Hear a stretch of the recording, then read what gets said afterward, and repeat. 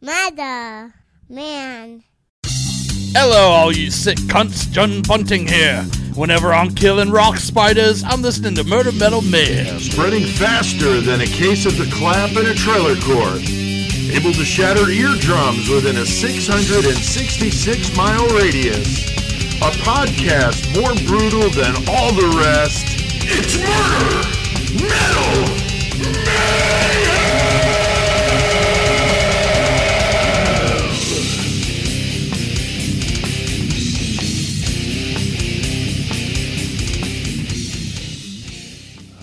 Got John Bunting doing a little promo for us, thanks to him in prison somewhere in Australia. Fuck, goddamn. So it's Tuesday, doing that thing we do here at Horns High Studios and the Horns High Podcast Network, despite some biblical flooding that's been going on, which we're going to talk about. That. That's mayhem right there. That's some mayhem for sure. If you've been watching the news, if you're not from Central Illinois, we have been being literally deluged with like crazy amounts of rain and like flooding. But we're still here. It's really bad. And Chris and Joey drove through it to get here. So good to have you guys here tonight. Fuck yeah. This should be a really good one. I'm pretty stoked about this episode. Right, 143 going down here in a few minutes.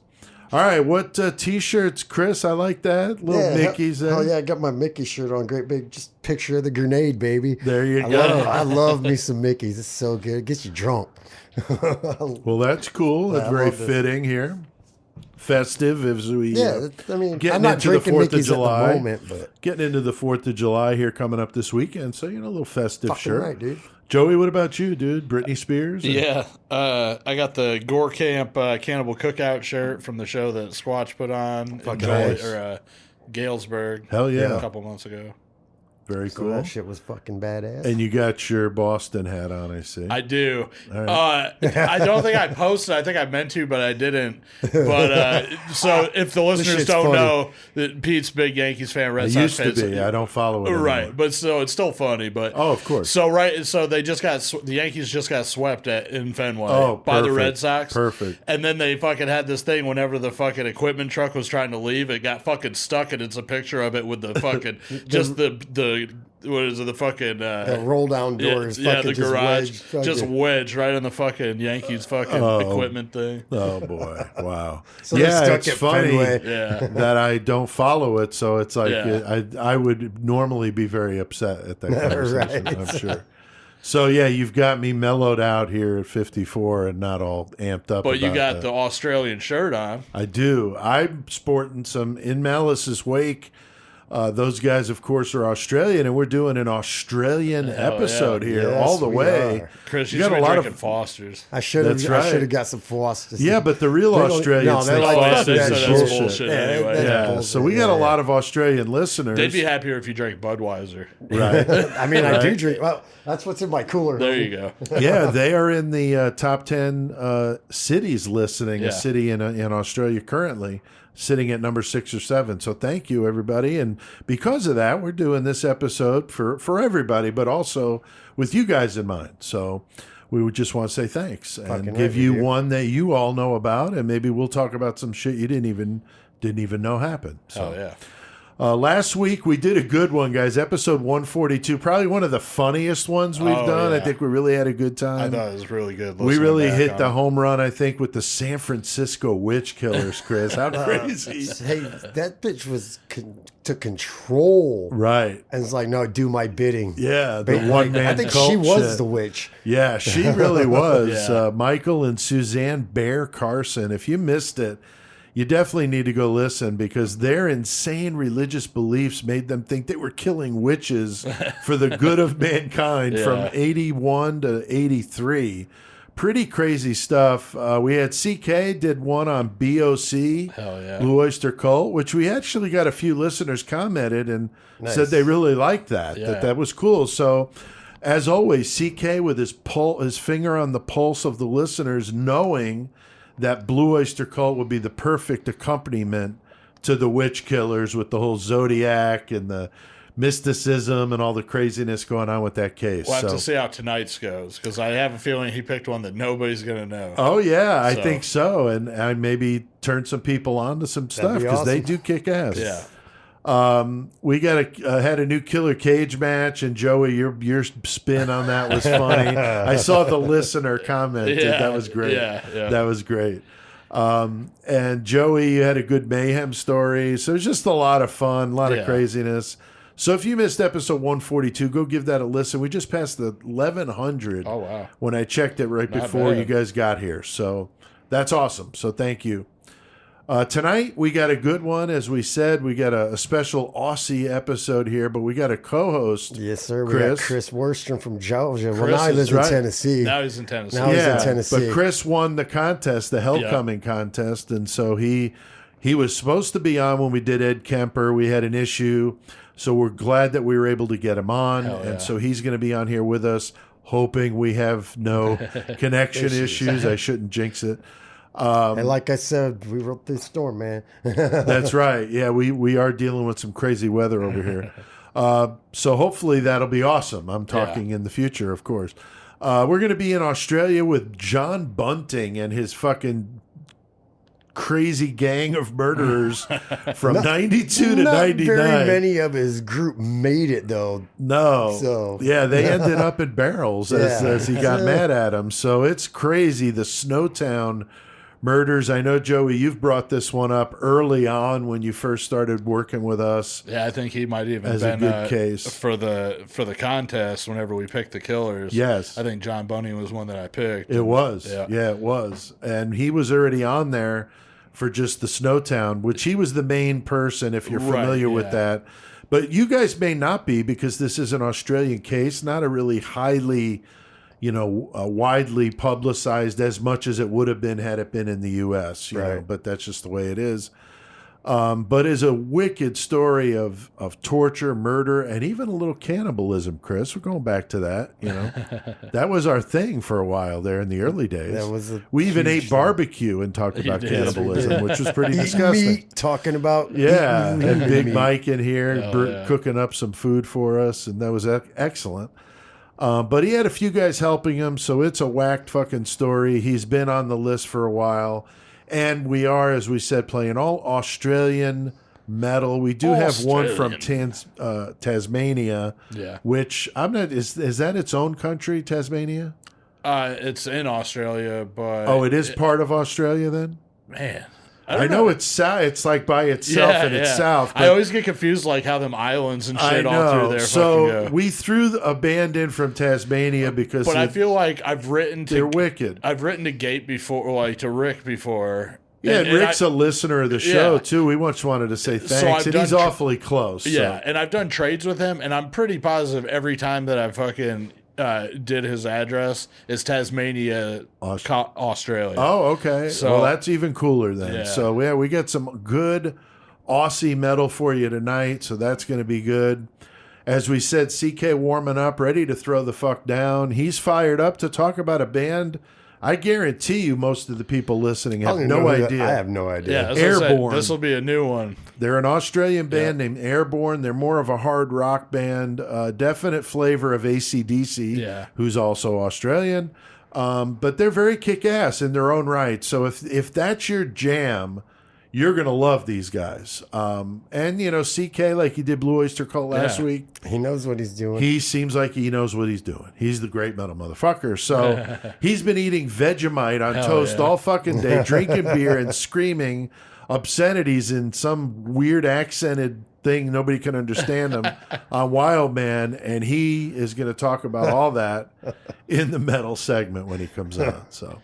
All right, and everybody loves a good killer cage match, Chris. Yes, sir. Got a few listeners we want to say thank you to. Yeah, we got Rebecca Boomsock once again, always there. Samantha Cram coming in second place, and we got Brian Edwards. So thank you very much, y'all, for the numbers. Yeah, you guys give us some random numbers, and that's how we pick who fights and what they use in the ring. So we got a good one tonight, Joey. We got a strange little combination here. It's a good combination because for brutality's sake or whatever. Oh, yeah, for sure. We're doing fucking Henry Lee Lucas, the cross state killer, and fucking he's going up against the Green River killer, Gary Ridgway. Right. Henry Lucas and Gary Ridgway. I mean, that's a pretty good fight. Between those two, that's probably, I mean, it's hard to tell because Confession Killer, but fucking that's probably a pretty high kill count between those two. For sure.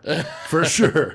Yeah, I mean, Ridgway in his own right, it's like, 59 or 60? I mean, I know that the Samuel Little passed him. Right. Confirmed kills already. Yeah. They've confirmed he's got a higher body count than Ridgway. 62. Yeah, but and our Australian listeners like, you fuckers are crazy over there. We kill 11. At least we put them in barrels. Yeah. You know, I mean, we're trying to be fucking eco-friendly with it. You know, so I don't know, were they recyclable barrels though? That's another point.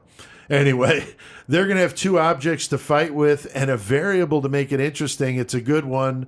A little funny nod to last week's episode with the story that you told us, Joey. So that'll be good. That story is a fucked up story. Yeah, it's a good one. God. So that'll be in the Mayhem segment. So you got to keep listening. So I'm going to have to post the picture of the dude just staring at me on the stage. Right. For anybody that wants to see, it's so fucking That would creepy. be great, dude. Like, I won't even say who it is. I mean, you're going to know who it is. No, that'd be great. That'd be great. Thanks to all you fuckers listening to Murder Metal Mayhem. Fuck yeah, you guys keep rule. seeing the numbers rolling in. We had a little lower this week at 2,800, but that happens. We still had 1,100 to the new episode, which was better than usual. Oh yeah, in the first week to pass 1,100. They pass 1,000 usually, but not 1,100. And the Ramirez episode was at like 1,300 or 1,400, so it's doing very well. But it's like delayed, like we had a good week with it, but not like Dahmer's week. Yeah. But now it's starting to catch up to the Dahmer numbers. That's what's up. So speaking of Dahmer and Ramirez, if you go to our Patreon for $3 a fucking month, right, we still have the fucking Capone one on there. Tons of fucking interviews with all kinds of true crime fucking analysts and fucking psychologists and really fucking good shit. Yeah. So go fucking check that out. Yeah, the link's in the episode description to join the 666 clubs, what Joey's talking about, for $3 a month. So, all right. Well, Chris, Joey got a lot on our plate tonight. Going to be going down under to see if we can find out what is in those stinky ass fucking drums in Snowtown. Man. Let's get our acid trip murder on.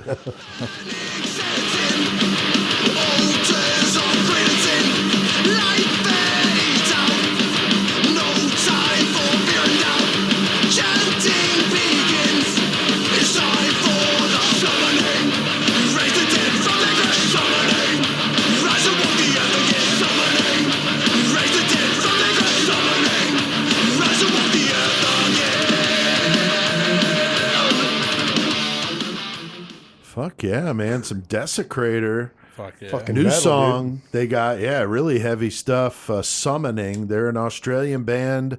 And that track and the new member of the band, Andrew Hudson from the band Harlot, who we talked about and got to interview Andrew. Really cool dude. And he's amazing on guitar. So it's really cool that he's doing the dual band thing and playing with the Desecrator. So go give those guys a listen. We're trying to plug these Aussie bands, and we're going to do that all through the show. So, but we also all fucking kick ass. They dude. do. They fucking kill it.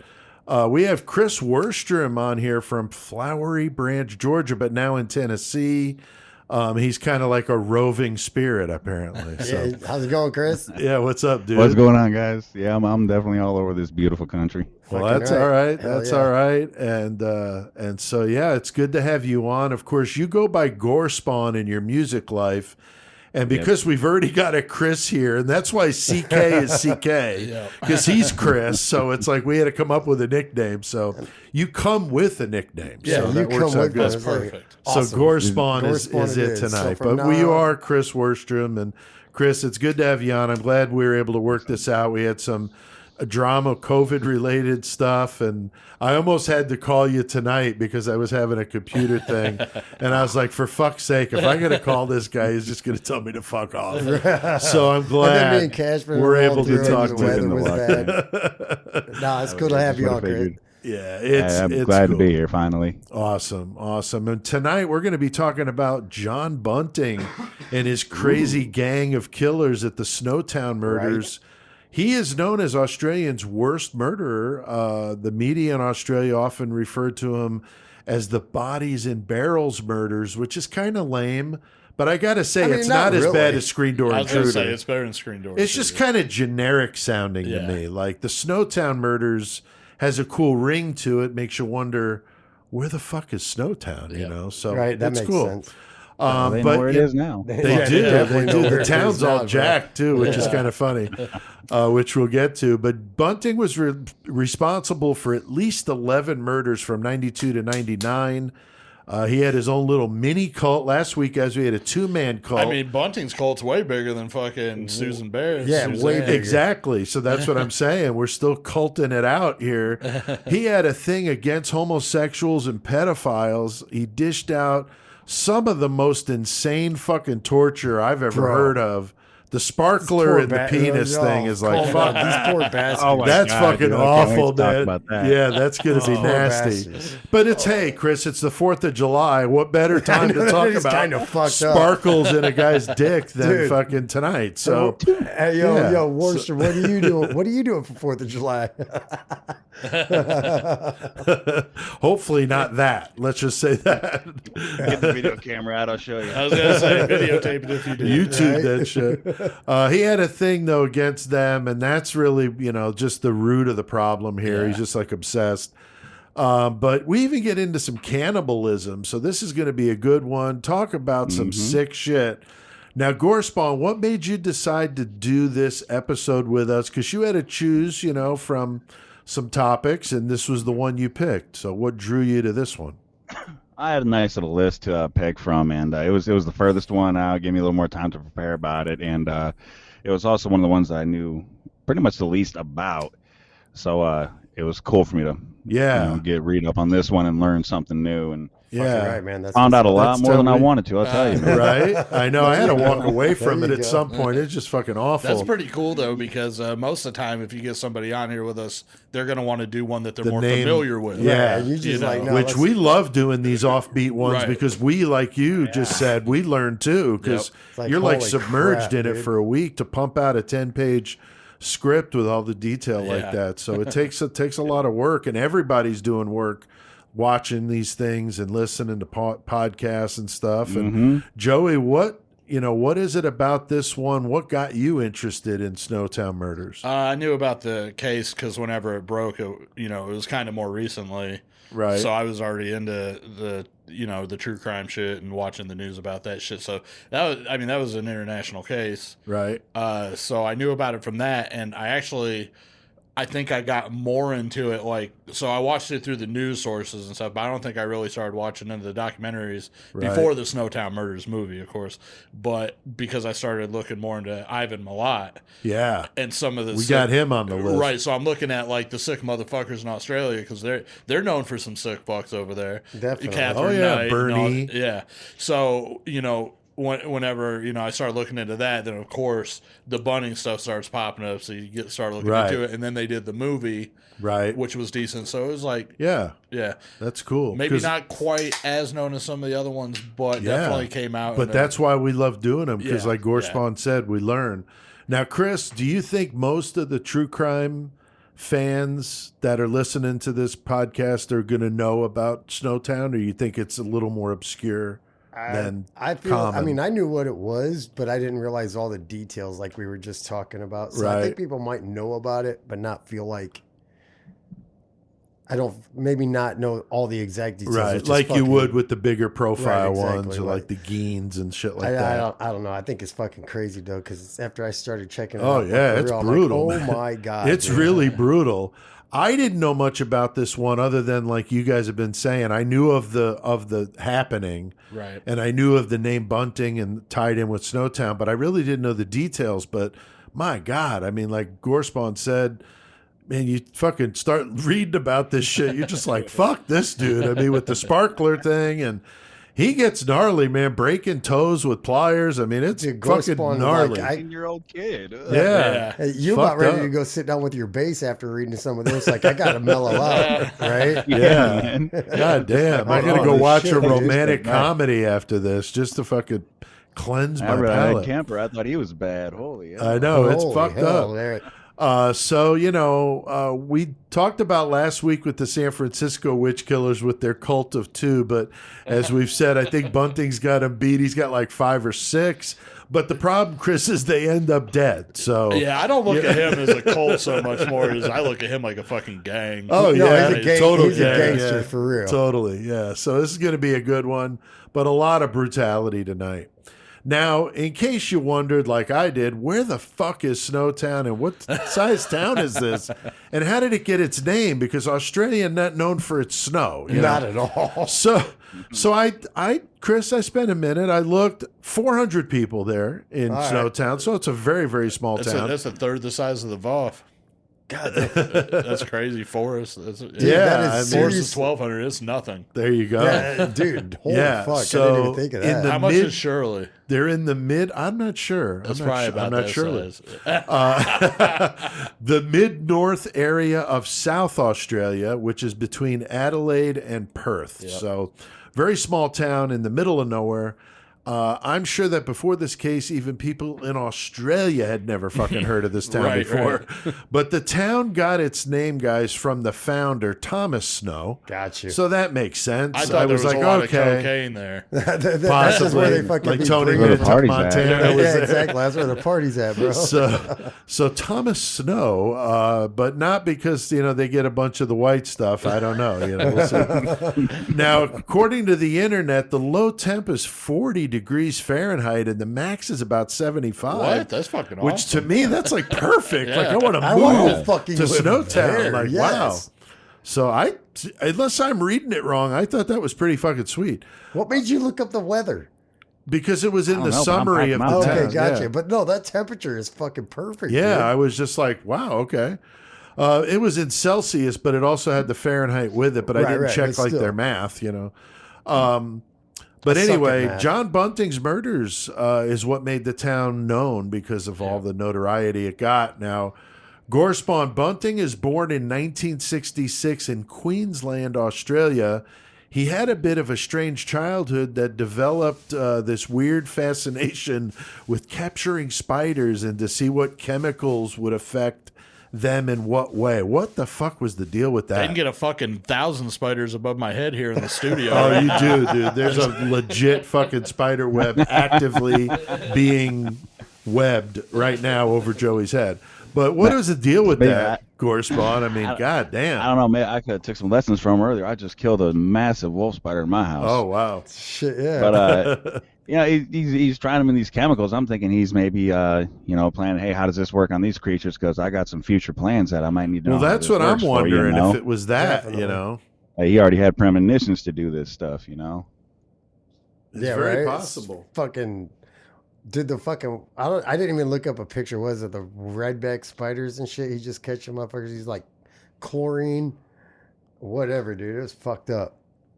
Yeah, it's an odd fascination of a child to be fascinated with spiders and pouring chemicals on them. And like Gorespawn just said, is he like plotting what he's going to do as a body disposal method? But makes you wonder. I've heard a few different comparisons with him and Dahmer. With some of their styles and shit. That's true, man. Yeah, so that's true. Plus the homosexual side of this story, which is very interesting. His family lived in a small working class town that was very run down, a high crime rate. He has 2 parents and seems to at least be somewhat normal situation as far as I know. He did have some early interest in things like, other than the spider thing, photography, which maybe was weird in its own right. And like kids at that age, they bounce from hobby to hobby. But his parents were like trying to encourage it. Yeah, they were pretty well off. So he pretty much went from hobby to hobby, however he wanted. Yeah, I mean, he was very supportive. You're done with that? You want to do this now? Okay, cool. Until he started digging, though, Chris. Dude, that's when things got a little bit worn out with old dad. He's digging fucking tunnels under the house to make an Tunnels. underground room. Yeah. No, like made a straight up man cave on his own. Yeah, him and his like friend. reinforce the tunnels with a like good 2x4s and rocks. Yeah, it's a good workout. Yeah, he like legit built a tunnel. It was like, reinforced and it was legit. And the dad said no. Hold on. He Wait, made wait. him cover it up and fill it in. Hey, yo, Gorespawn. You sound like you know from experience. You said that's a good workout. How many times have you dug tunnels? Are you building your tunnel to your next? You just do it. There's to some work out? things we just don't put out there on That's Spotify right. and iTunes. That's right. Okay, I got you. Dude. Keep I that got on you. the Keep that on download. to yourself, bro. Oh, Keep it to that's yourself. funny. That's funny. So very odd things with the spiders and the digging. We'll talk about that in and the all next true crime. Yeah, right. He also had a hobby. Chris is always a nice accompaniment to any weirdness. Weapons. Loved shooting guns and making his own mortars. I saw that. And going to the outback and blowing shit up. That sounds like I a mean, Shawback time, man. I would love to spend time with that part of it. I Right. thought that's just. I just thought that's what Australians did. Yeah, I mean, he sounds like a pretty wild dude. But, we can get not someone to verify that that. out of the realm of possibility with people that we associate with, Yeah. I mean, I had that dude blow his hands off with the mortar on the 4th Yeah, of July a that few was years fucked. ago. That was here in Illinois. That so was fucked. I was just blowing up piles of dog poo yesterday. there you go. That's what's up. There you It go. was in the neighbor's yard, though, right? I have my guitar players. Oh, there you go. That's that's even even better, better. bro. Like, That's haha, even fuck better. you, dick. But he was into Hitler and the whole Nazism thing, which is obviously not cool, which makes things even more fucked up. You just keep adding layers of fucked upness to this story, and it gets pretty wacky. It's believed this is where he picks up his hatred of homosexuals and pedophiles, which in his mind were one and the same, thing. which is fucked up. Same thing. He used the Aussie slang words like fairy, or the one that I thought was funny, poofta, Poofta. which the name of the episode, Poofta, Poofta Pass, is from that. So a slang for gay people. Just laughing at the name, not that it's a No, not that that's not funny. in It's any just way. that word. right. Yeah. It, like, sounds Yes. funny. Yeah, it's just a silly word. At 8 years old, John Bunting and a friend were raped by an adult male, and this would have a major impact No, it on was his the life. friend that he was with. It was his older brother. His friend's older brother. Yeah, right? yeah. Yeah. Mhm. Yes. Yeah. Yeah. So he's 8 and this happens. He never tells anybody until afterward when the guy was caught. Apparently, like you said, his friend's older brother was doing this and his dad came home, chased him away, and he got on a motorcycle dude, and wrecked then that wrecked. shit and died right there. That's fucking that's brutal. Karma as motherfucker Instant right karma. there. That's karma Yeah, that's- coming back like that's real karma as a fucking fast. motherfucker. Instant. Yeah, so that's pretty sick. But what a terrible thing to have happened to a kid. Now, Joey, we've talked about sexual abuse before when it comes to these people that we feature, and definitely is going to have a big impact on anybody. But his whole hatred of homosexuals, I wonder if that's kind of where that started, almost like Panzram, too. Yeah. Well, and especially fucking, like you say, he basically said they were one and the same, homosexuals and pedophiles. In his eyes, if you were doing any of those situations right there, you were a piece of shit to him. Right. Right. Now, And- there were a couple of legitimate pedophiles that he did murder, but that's still, we're This not is saying true. that that's right. And me, but- and me and Chris were talking. He was like, we were talking about fucking the documentaries and shit. And Chris was like, holy shit, there were just a lot of pedophiles in that one In area. that one right? area, dude. That's true. Yeah, I That said is that's kinda Australia's version of Florida. weird. Nice. So John is always talking about how he wants to go out and kill homosexuals and pedophiles, but most people don't really take him seriously. He's calling them dirties. That was one of his nicknames. He had a lot of weird nicknames. Oh, well, yeah, there's one. Yeah, there's a few of them, but yeah, the dirties was a big one. He starts working at a crematorium as a teenager, but I didn't see why he was let go. There was don't see that he did anything crazy, but he was let go. And then I find it go weird ahead. that you're a teenager and you're at a crematorium. Yeah, that's a just throwing weird job for a teenager. bodies into a Yeah. furnace. Like bagging groceries wasn't a good enough option. You I know? mean, like Burger at King. the time I mean, he fuck. did have a fascination with Hitler, though, so that makes it a more fucked up thing. Like, He's like, oh shit, Yeah. Nazism. Well, that's what I'm saying. It's such a weird tie-in with the Nazi thing. it's Yeah, for fucking sure. weird as shit. So after you work at a fucking crematorium, where do you go work? A fucking abattoir. There you go. And the Australians say abattoir, which is a slaughterhouse, but Yeah. it's a cooler word. Yeah. I mean, abattoir. Abattoir is badass. I wanted to do a band called Anal Abattoir back in the day. Yeah, that sounds like a good time. Worship's like, I like that name. Hey, I'm thinking about it. It has potential. It does. We maybe come up you with a guys should lot get of together funny and do band something. names talking about this stuff. We've talked about those before when we talked about Catherine Knight with the whole abattoir thing, and her tie-in with that, Chris, was nasty. That was our first Mother's Day episode, if I'm not mistaken. I think so, yeah. That's an old one, but Catherine it's a Knight. good one. It's not clear exactly what Bunting did at the slaughterhouse, but he does talk it up that he was the one, killing the animals, and got really graphic about it. No matter who he was talking to, just like at a he just dinner sits there setting, like, like "Hey, you what and up?" me talking about Matheny at that wedding reception. That was so fucking Gross funny. this motherfucker out trying to eat while we're talking about Joe Matheny.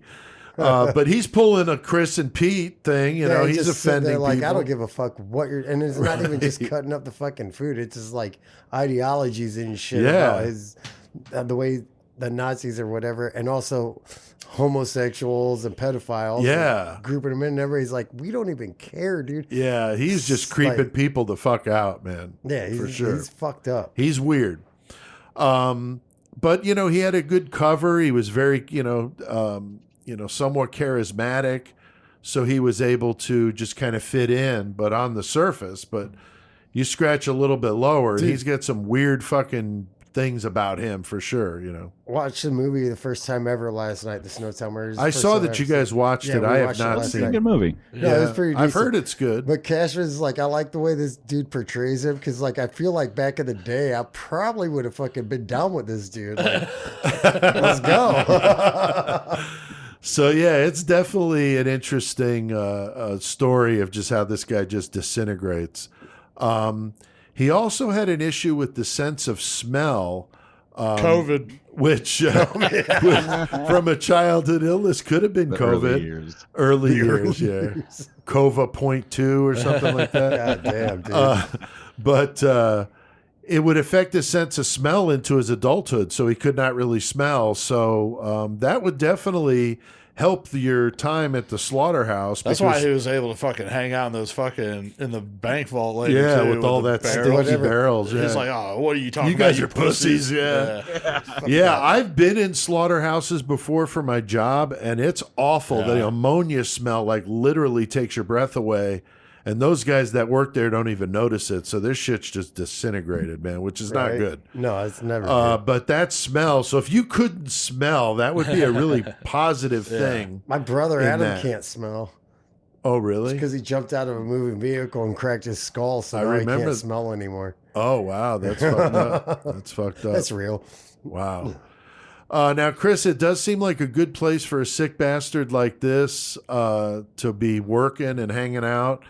He probably learned some good skills. It shows up later, the skills he got from working there. Right. Because when you learn how to cut at the tendon and just peel it just right, it definitely shows up later in the story with the Yeah. barrels. Yeah. And like Catherine Knight was all about Yeah, the skinning thing. That was fucked She up. was immaculate with her shit, dude. Skinned her boyfriend in one piece She was a pro. to where they could sew it back on him as his visitation. Should have, like we said before, should have been Ed Gein's Taylor. Yeah, for sure. Her and Ed Gein I heard were to make just my next pair of perfect. chaps. Fucking right, bro. Yeah, so now at 15, John gets a local girl pregnant, has nothing to do with her or the little girl. He would never really be able to form normal relationships. He tried, Chris doing like normal jobs, but he just couldn't pull it together. In 1988, he gets a job in a museum in Adelaide, and his coworkers had good things to say about him, but I thought it And was they had to let funny. him go because they didn't have cash or whatever to pay. Yeah, so But they still gave him a fucking reverence that was badass. They're just Right. like, no, just use a badass worker. Fucking. But what was funny, though, that came out of the story there is that they mentioned that he had this high, squeaky voice, and I couldn't help but think, of an episode we did Oh, way yeah, back I'm not when. gonna mention. We're not going to mention any names, but a person that had supposedly a high squeaky voice. Right. And then he later corrected us and said he did not. Yeah. Okay.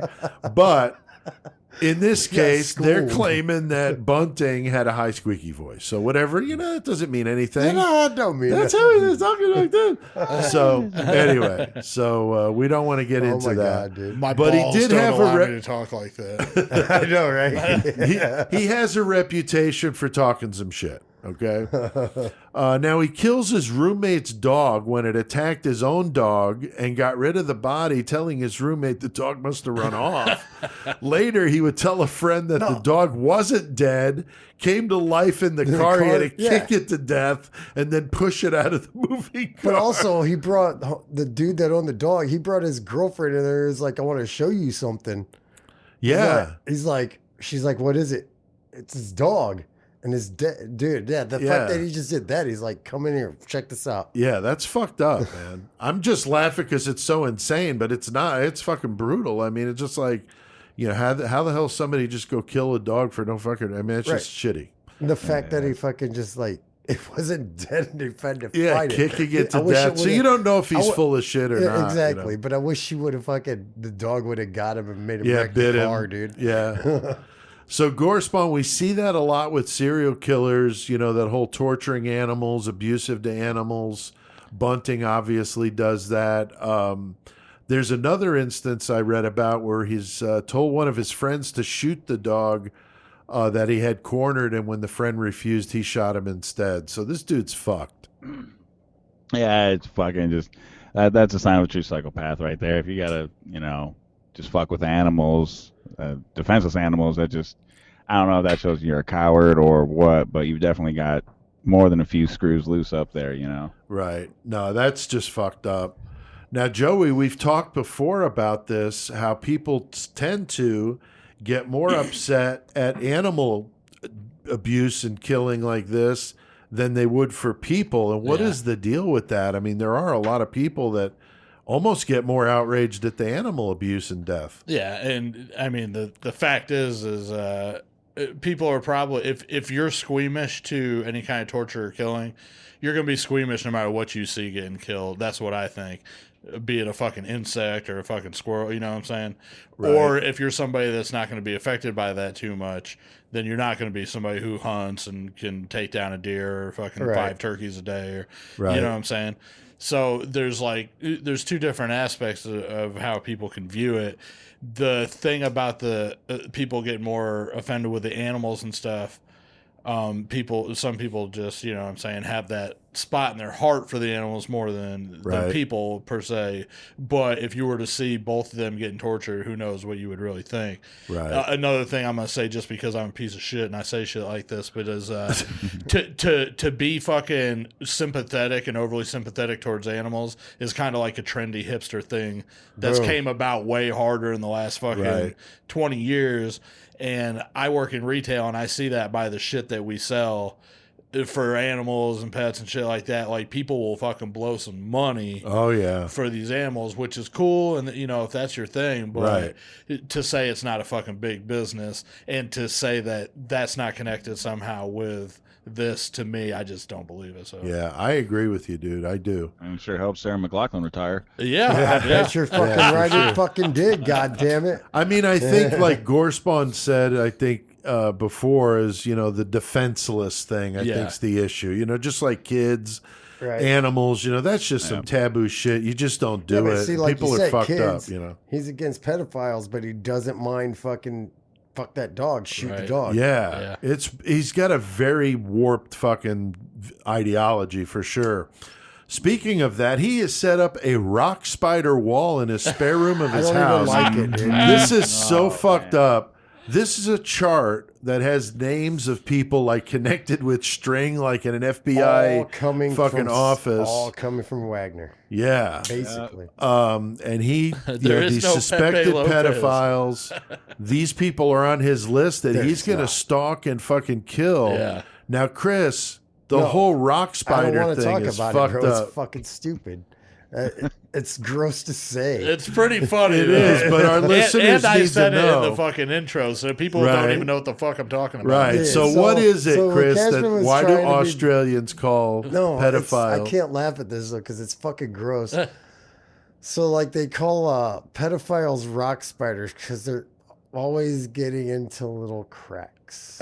Yeah, I mean I that don't is like it. fucked. I don't like it. That is so- awful. It's that's so so bad. terrible. I It's so don't terrible. fucking like it. What a piece of shit, but that is the worst clever thing I've in ever a heard. very dark and disturbing way.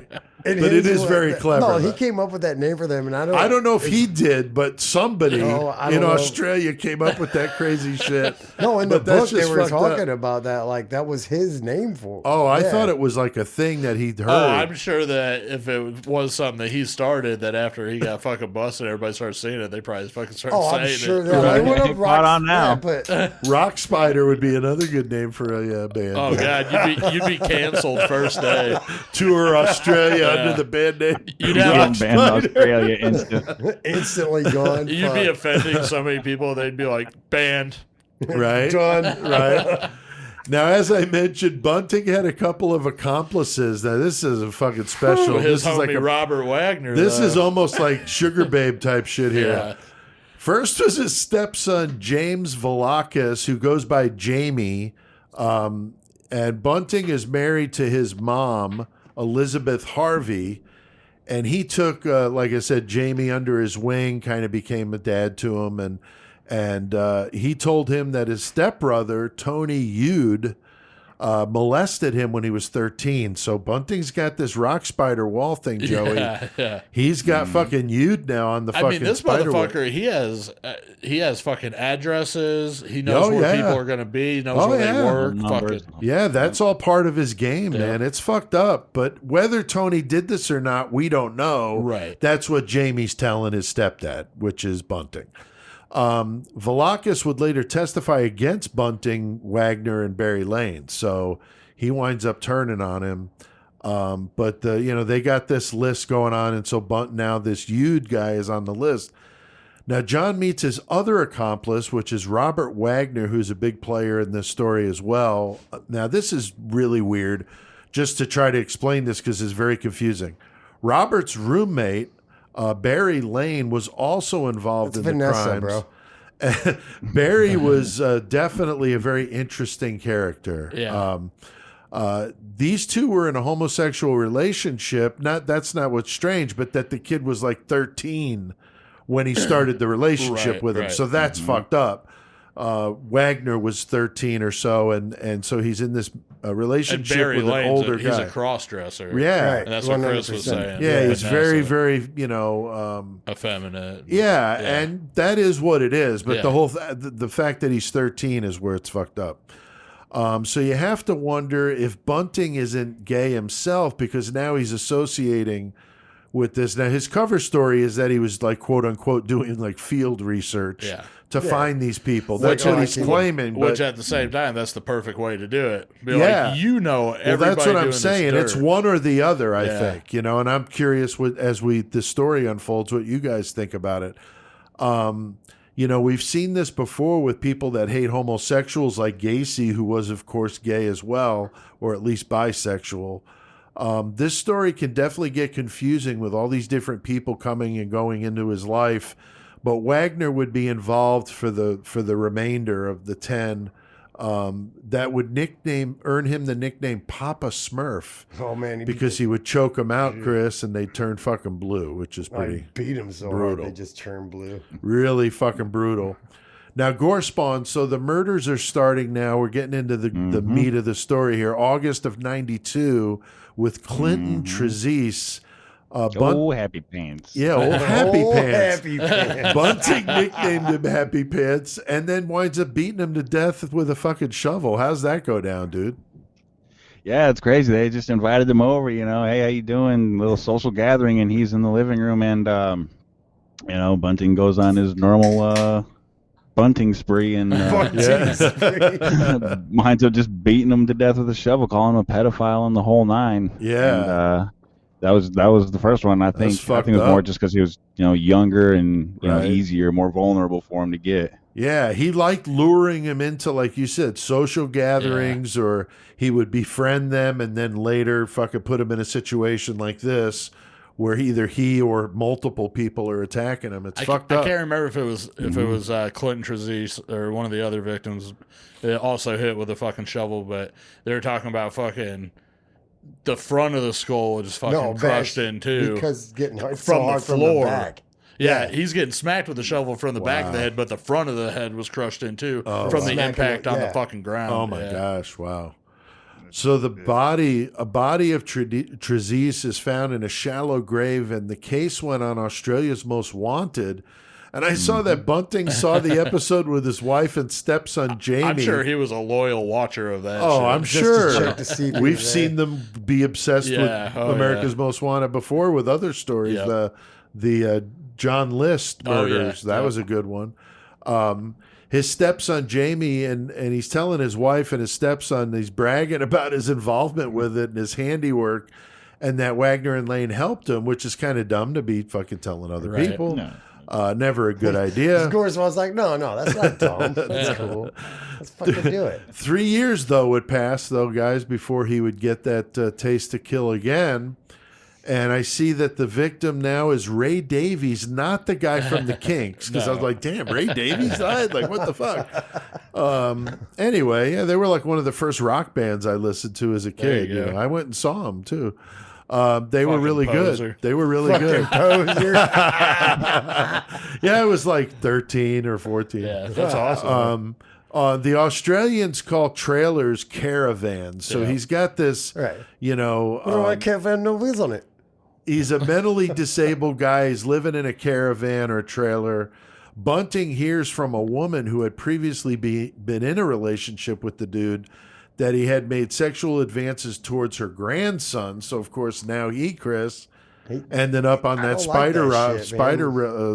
rock spider fucking wall. So, not good to be on the wall. No, that's for sure. Oh, you touch kids too. Fuck you. Right. So now he winds up getting himself fucking caught up in this shit.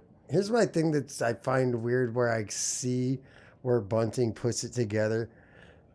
Because according to this story, every child thing that happened is a dude situation. So I kind of see why he puts the two together. Right. Does that make sense? It does, but obviously to make the generalization is fucked up. But in his mind, it's legit, and a lot of these are. And because that probably got imprinted so young, Right. while his mind was forming, Right. He was that's 8, all he fucking yeah, saw. he's just hell bent on it. I don't know. It's crazy. But he winds up snatching up Davies, and he's tortured and beaten up. He's beaten with clubs in his fucking genitals. They're just pounding his genitals. Dude, what the fuck? Like, Jesus That's Christ. it. Just crushing it. Yeah. And they take out pliers, Chris, and they're breaking toe Every by fucking toe. toe. Like I every mean, joint's my just God, crushing that's it. fucking nasty. And then after being tortured, Bunting and Wagner kill him in December of 1995. And the witnesses that saw them, cleaning out Ray's trailer before moving it to another location, they wound up fixing it up, did a little house flip, and sold the caravan to somebody else and made a couple of bucks. Catherine Ramsland, murder house flip. There you go. There you go.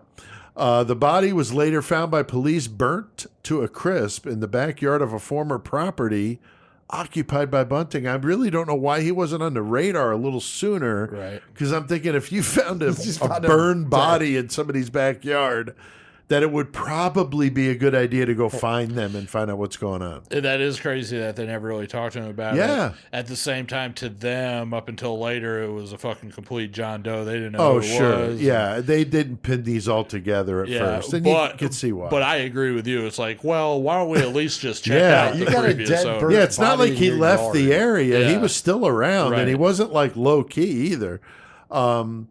So I just found it interesting. Now, Suzanne Allen, who is another friend of John's that would end up missing around this time, little unclear if he had anything to do with that one or not, but we'll talk about that one a little bit later because I think that's an interesting story to tell about what may have happened with her. Now, Joey, this is where Bunting starts the scheme, though. He's making money here. How is he doing it, dude? What did you just say? Huh? Never mind. Joey just blacked out for Joey. a second. No, what did you say? I didn't say anything. It sounded like you were going to say something. No, but basically, fucking, No. he was just getting their welfare checks basically coming sent to him. Right. So, like, he's like, let's kill these people. We can keep running their scans, and they torture them until Get their PIN numbers and for their bank cards and shit. And fucking A, man. Yeah, he had quite the system down, raising some cash, doing that. That's fucked There up. were a couple of them that I saw that I don't even think he fucking tortured them to get the information. He fucking got the information by befriending them first, getting fucked up with and these guys are mentally, in some cases, mentally and then handicapped. he fucking killed them it's off. fucked up. Yeah, it's just fucking awful, man. Now, Joey, the next murder would involve Barry Lane in 97, the cross-dressing former gay lover of Wagner. And he was, of course, one of Bunting's accomplices as well. Yeah. And he starts a relationship with Wagner, as you said, when he was only 13. But, you know, do you think that's what got him on the rock spider wall, man? I mean, it could have been, and it's just like this is a smaller area of Adelaide. Like Adelaide's pretty big out there, but the area they're in, like pretty rural, right? So you're going to know most everybody around there. So you're growing up, and you're like, okay, you old fucking weird motherfucker, Barry Lane. You know everything that's going on in the underbelly of this fucking town, right? And like Chris was saying, there was a lot of fucking pedophilia and molestation going on in this area. It's fucked up. So for you to have fucking that asset to you, if that's what you want to do is go out and fucking kill these people and do what he was doing, that's a gold mine for you, because that dude's gonna know everything, and you ain't even gotta torture him to get the information from him. Right. No, you just can kill him, but no, you're out there fucking torturing. But Yeah, it's so weird, because it's like, okay, you got all this hatred for these people and whatever, but at the same time you're still fucking surrounded by you're very selective on who you choose to fall into your category of getting killed and who's not. Right. So I don't know. Yeah, it's a fucked up one, that's for sure. Another thing that Bunting started doing with the victims was to force them to call a loved one to let them know they were going to be somewhere else. Right. So they wouldn't be suspicious if they're gone for a while. Too. He would mix it. That is fucking crazy. Yeah, he would hand them a script and he would read it and he would record them and do shit to it. Yeah, it's fucked up. Mix it and like make a it voicemail at home and 100%. And he did this with Barry Lane. I read that he heard Lane was telling people about some of the murders, and that was the reason he ended up dead. Bunting takes his car as well, so this motherfucker is just like, like one of those shows where you bid on the storage war shit, and he just takes all the shit. So just basically, owns if it. I Like, kill what the that fuck? guy, I get everything. He's pretty cocky, yeah. Like, I killed this guy, now I'm going to go take all his shit. And so he's, also getting his welfare payment. So there's another one. Now, another friend of his, Thomas Trevelyan, he was involved in Lane's murder. Bunting later claimed that he was the only reason he associated with Lane was to find out information on pedophiles. And as we said, that could be, I don't know, legit. I don't know, Gorespawn, what do you think about Bunting? Was he actually gay, or do you think he was, like Joey was saying earlier, just like going Donnie Brasco, like in the fucking thick of it and trying to be, figure out, are these people really pedophiles or not? What do you think? I mean, I don't really know if he was gay or not. I do think that, him, getting fiddled with when he was younger definitely, screwed him up in the head a lot. Maybe he's looking for, some kind of vengeance towards that. And it just, he gave him such a pure hatred of just that one kind of people that even somebody he thought was one of them just, boom, instantly became one of them. Yeah, that's true, dude. I do find the most interesting form of torture that you didn't mention, though, is that while he was torturing these people to drown out their screams, he would be playing Throwing Copper, the album by Live, just cranking it really loud. I saw that it was live. And I'm just like, that's the most torture right there. Please break my toenails so I can scream louder or something, please. Yeah, that's fucked up. I forgot to mention that. Yes. I did see it was live. I didn't know which album, but yeah, I'm not a fan. Lightning crashes. I always thought that no if mother dies. Fuck yeah. I always thought if like Bunting really was like more gay, that, or if he was acting hard ass or if he was really gay. I think if he really was like homosexual, I think that almost every one of the victims would have got sodomized like a motherfucker. Before And they didn't do any of that. Right. I didn't hear any of that either. So Right. that's Beat the a shit out very of good Like, point. 'cause I feel he like- always had girlfriends through it all too. This is true, yeah. That doesn't mean he wasn't. Right. But I'm just saying it Yeah. seems like you're right that maybe he was hetero and he was just and undercover to find out, Yeah. no pun intended, And since to he had find out already- who was actually being a pedophile. But and since who he had already wasn't. been molested at a young age, like, that's a recurrence where people that have had that done, like, will do that activity later on, but They are prone to be it, yeah. resentful of it. So, I mean, the probability that he was hanging around with all these, the cross-dresser and all these other homosexual people, and like Robert Wagner, Right. probably undercover, like he had some situations, I would say, but overall, I don't think like he was attracted to men and liked them like that. And yeah, I It solely just believe became that the way it because was, yeah. I feel like even if they didn't rape the people, they would have sodomized them with shit. Because Right. that's you see that with, sure. with Jeffrey Dahmer and Right. and he didn't do none of that. They bashed their genitals to be like, "Fuck you for putting this in kids." Yeah. And weird shit. Yeah. so. Pretty fucked up. Now, Electrocuting urethras. yes, Dude. yeah, we're gonna Burning get to this shit. Jesus Yeah, we're about Christ. to be there. Oh my God, it's so bad. Thomas Trevelyan would end up dead himself November of 1997 after Bunting found out he was talking to others about the murder of Barry Lane. He was living with Lane for a few months in 97, and then so again, Bunting is associating himself with openly gay men. So Yeah. you do have to wonder, but I think you guys have brought up great points, and I really don't know here. No, it's but I'm hard to leaning tell. toward that he was really doing this out of sheer hatred for homosexuals Yeah, I feel that for and sure. more, pedophilia, which in his mind was one and the same, because with his experience, that's what it was. You know what I mean? Which we've also seen with a couple other situations. It's a pretty good cop out to be like, "Oh, I'm killing these people because they were Because that's pedophiles. what happened. I'm a Right. vigilante. Don't look Right. at me like some sick killer. Right. I'm helping you guys out." But on the surface, like, yeah, bro, you were fucking taking Like, it I'm to clearing, extreme. like, Yeah, like prostitutes. Maudsley. Oh, okay. Maudsley killed pedophiles in prison. Yeah. And he's Even- almost like celebrated Right. Even like because of it. Green River or Rifkin, like taking the prostitutes, like I'm clearing the streets. of Yeah. these Right. people. Same for the thing. better of mankind. Right, you know? exactly. Yeah.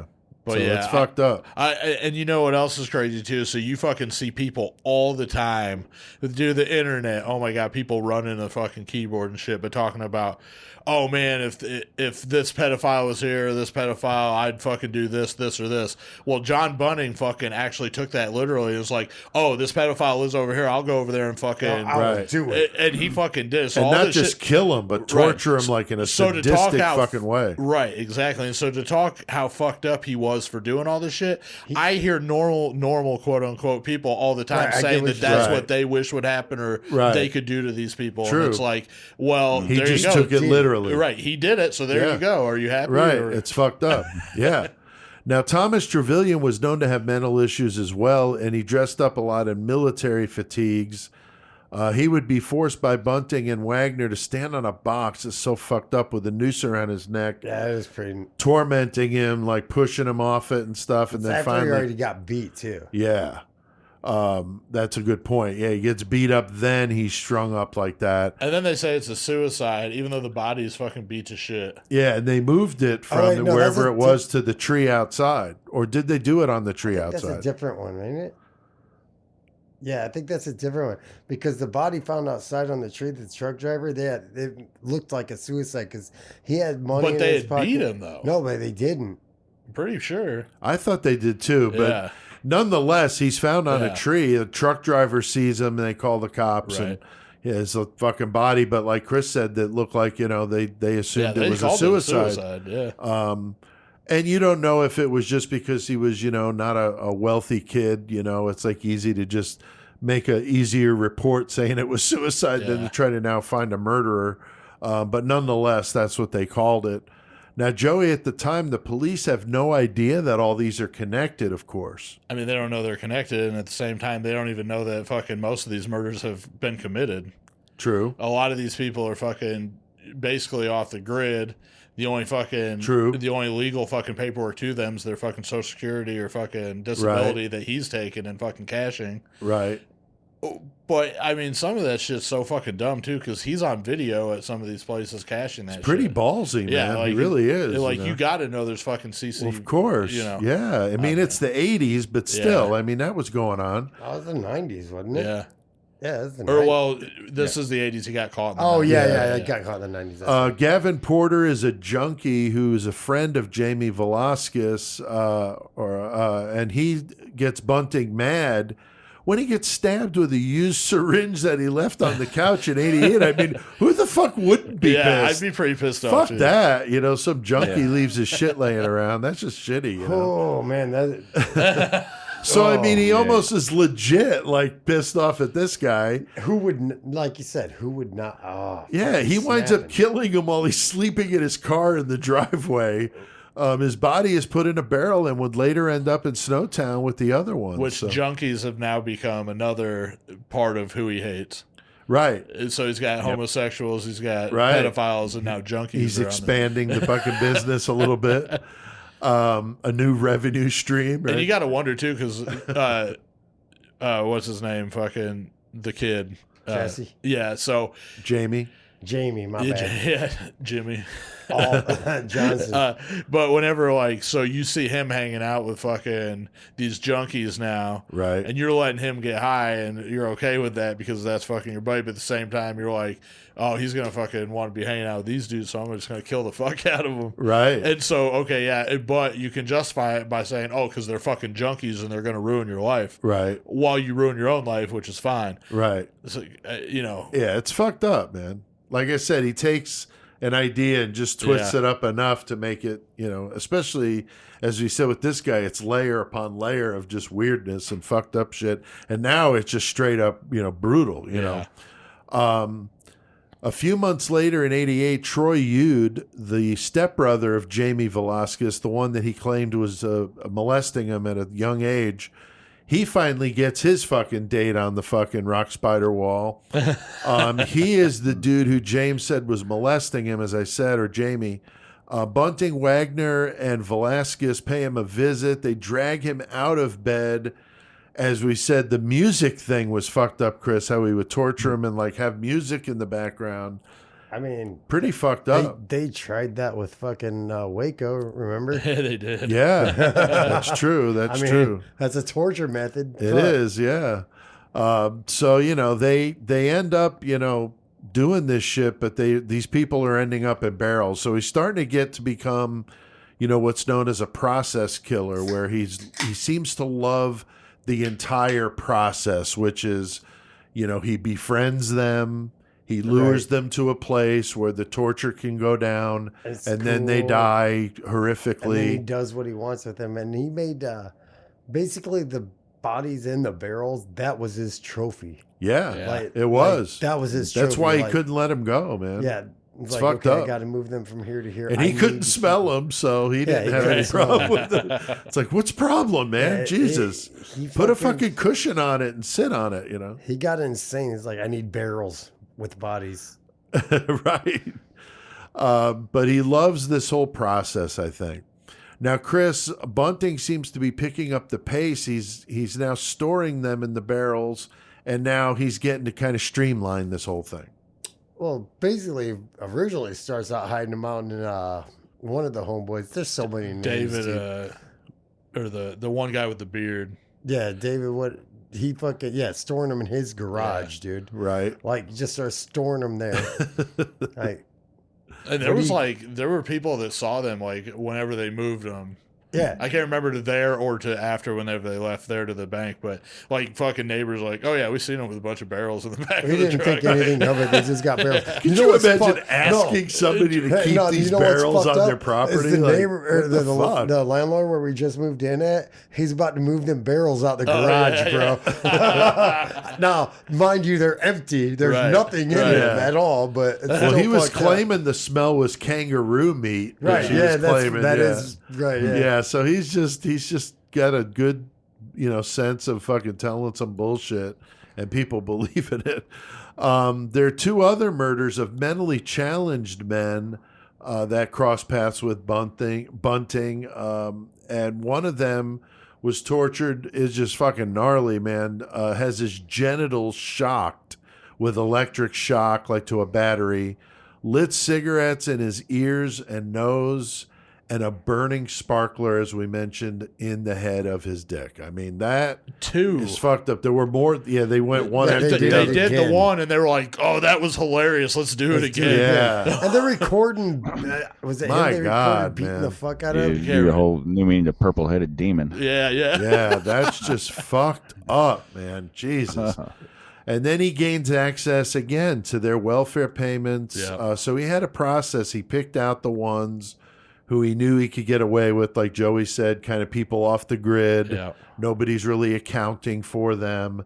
And so if they just end up missing, and then their loved ones are told by them that, hey, I'm going to be in Queensland for a couple of months. I'll see you after Christmas. This is That's like what you believe, you know? this is like you hear this shit and you're like, the people that you're killing and your fucking close proximity and degrees of separation so small, like, how the fuck are you getting away with this for so long? I know. And it's exactly how I felt whenever I first heard about the Leonard Lake and Charles Zing, with the people they were killing, with the neighbors, their friends. Right. It's That's like, true. what the fuck are Yeah, you doing? at what point? Yeah. Yeah, so ballsy, man. Like, just not giving a fuck. And like Leonard Lake, Bunning has his victims call him names like fucking Master, God. Chief Inspector, and Lord Sir. And Lord Sir. The Lord Chief Sir. Inspector is That's my weird, favorite. though. Lord, sir.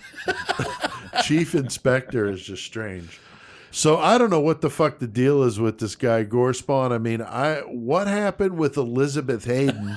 She's the wife of the accomplice Mark Hayden. That was the name. Yeah, that's She where was the only barrels are in the confirmed garage. female victim of Bunting. But how did that one go down? Yeah, that was an interesting one. I think wasn't she one of the last ones? Yeah. Yeah, she basically she just heard some shit she wasn't supposed to hear, and Bunting's like, "Oh no, we can't have that." Can't You know, have and- that. Yep. And the husband, That's a loose Mark, end. Mark was just like, I don't know what happened. She found somebody else, I guess. Good riddance. Yeah, Right. so he doesn't even file a missing persons, No, which is he's where like, the cops. whatever, like, get rid Later of on, it, he dude. does, but But the not- cops are like, wait a minute, Yeah. what's up with I this? think it was like her brother the next day had reported or something like Yeah, that. her Right. brother did. How it came report it. about. But yeah, Yeah. her husband's just like, I don't know, whatever, get rid of her. And fucking, I See can't. ya. I can't remember where I saw it, but I also heard that like another reason that she died too is because John Bunning hated her because she was obese, and Oh, he yeah. fucking hated fat women. Yeah, he added that to the list. Yeah, but at the same time, I'm pretty sure he was having sex with her too. I believe he was. Yeah, he totally was. Yeah, I yes. think he was sleeping with almost every female in this. See, that's situation. another part Yeah. of the cult, bro. Yeah. Yeah, Yeah. there you go. Cult leaders doing that for They sure. know each other quite well. Yes. This is the cult where you die. But they were even they were showing like I'm pretty sure it was her, Elizabeth Hayden. It could have been one of the other girls, but I think it was her. Like she had her fucking diary or journal or whatever, and it was like fucking hearts with John and all this shit. Right. So she was like starting to get like more attached, I think, and I think that's another reason why he's He's like, I this don't bitch need has this. to go. Yeah, I Right. don't need none of this shit. Yeah, but what a perfect fucking excuse to be Right. like. And fucking Mark Hayden's the one that ended up killing her. Yeah. Her husband. Right. Because John tells him to. So, Right. Yeah. I mean, he's good at delegating that shit out. Yeah. He's trying to get slick here, by, not being as involved with, actual murdering so that he can claim, some sort of, I Manson. didn't do it, but very possibly. Charles Manson, so. People are complaining about the barrels, though. He's got them stored. They fucking stink. I mean, this is like your buddy that asks you to keep like some obnoxiously big piece of furniture at your house, and it's kind of a pain in the ass, but you do it, Yeah. and it just never fucking leaves your house, and you're like, This what is the fuck? mine now. That's what this is like. I mean, could you imagine asking a buddy to keep these in his garage? Hey, bro, I mean, can you knowing move your that there's cemetery? dead bodies in there? Right, can you move your cemetery out of my yard, dude? Like, out of but my he garage? can't smell like, them, please? so I guess he doesn't think it's a big deal. Does my but- garage have a sign on it that says "Dead Pedophile Parking"? Right, exactly. Halloween's over with, man. Come on. So they were in Hayden's garage for a while, but he doesn't know what they stink, so he doesn't get the big drama here. For a time, the barrels are stored in a vehicle he had parked in front of a friend's Oh my house. God! Imagine that. smell. Try to explain that to your wife. Hey, look, honey. I mean, come on. He just said it was for a couple days.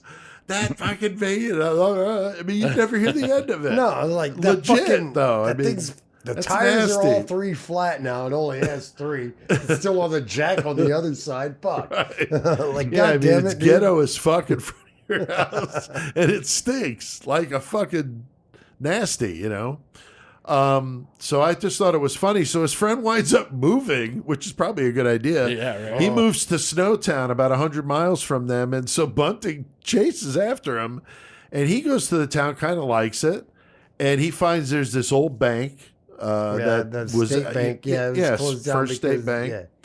and nobody was there. It was vacant, so And he it was for rent. yeah, and he rents it out. Could you imagine renting a bank? Right? But Chris, he's That'd got be some awesome for a ideas venue, though. Dude, yeah, they did get it fucking pretty goddamn cheap. Too. Yeah, that's and he what's got a awesome. pretty good idea where he's going to put these bodies in these barrels now, Chris. And Oh, where would that be? I don't know.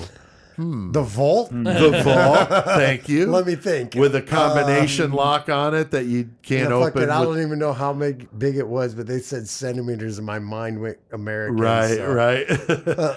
But yeah, it's a legit bank with a vault. So that's where he's putting these fucking barrels.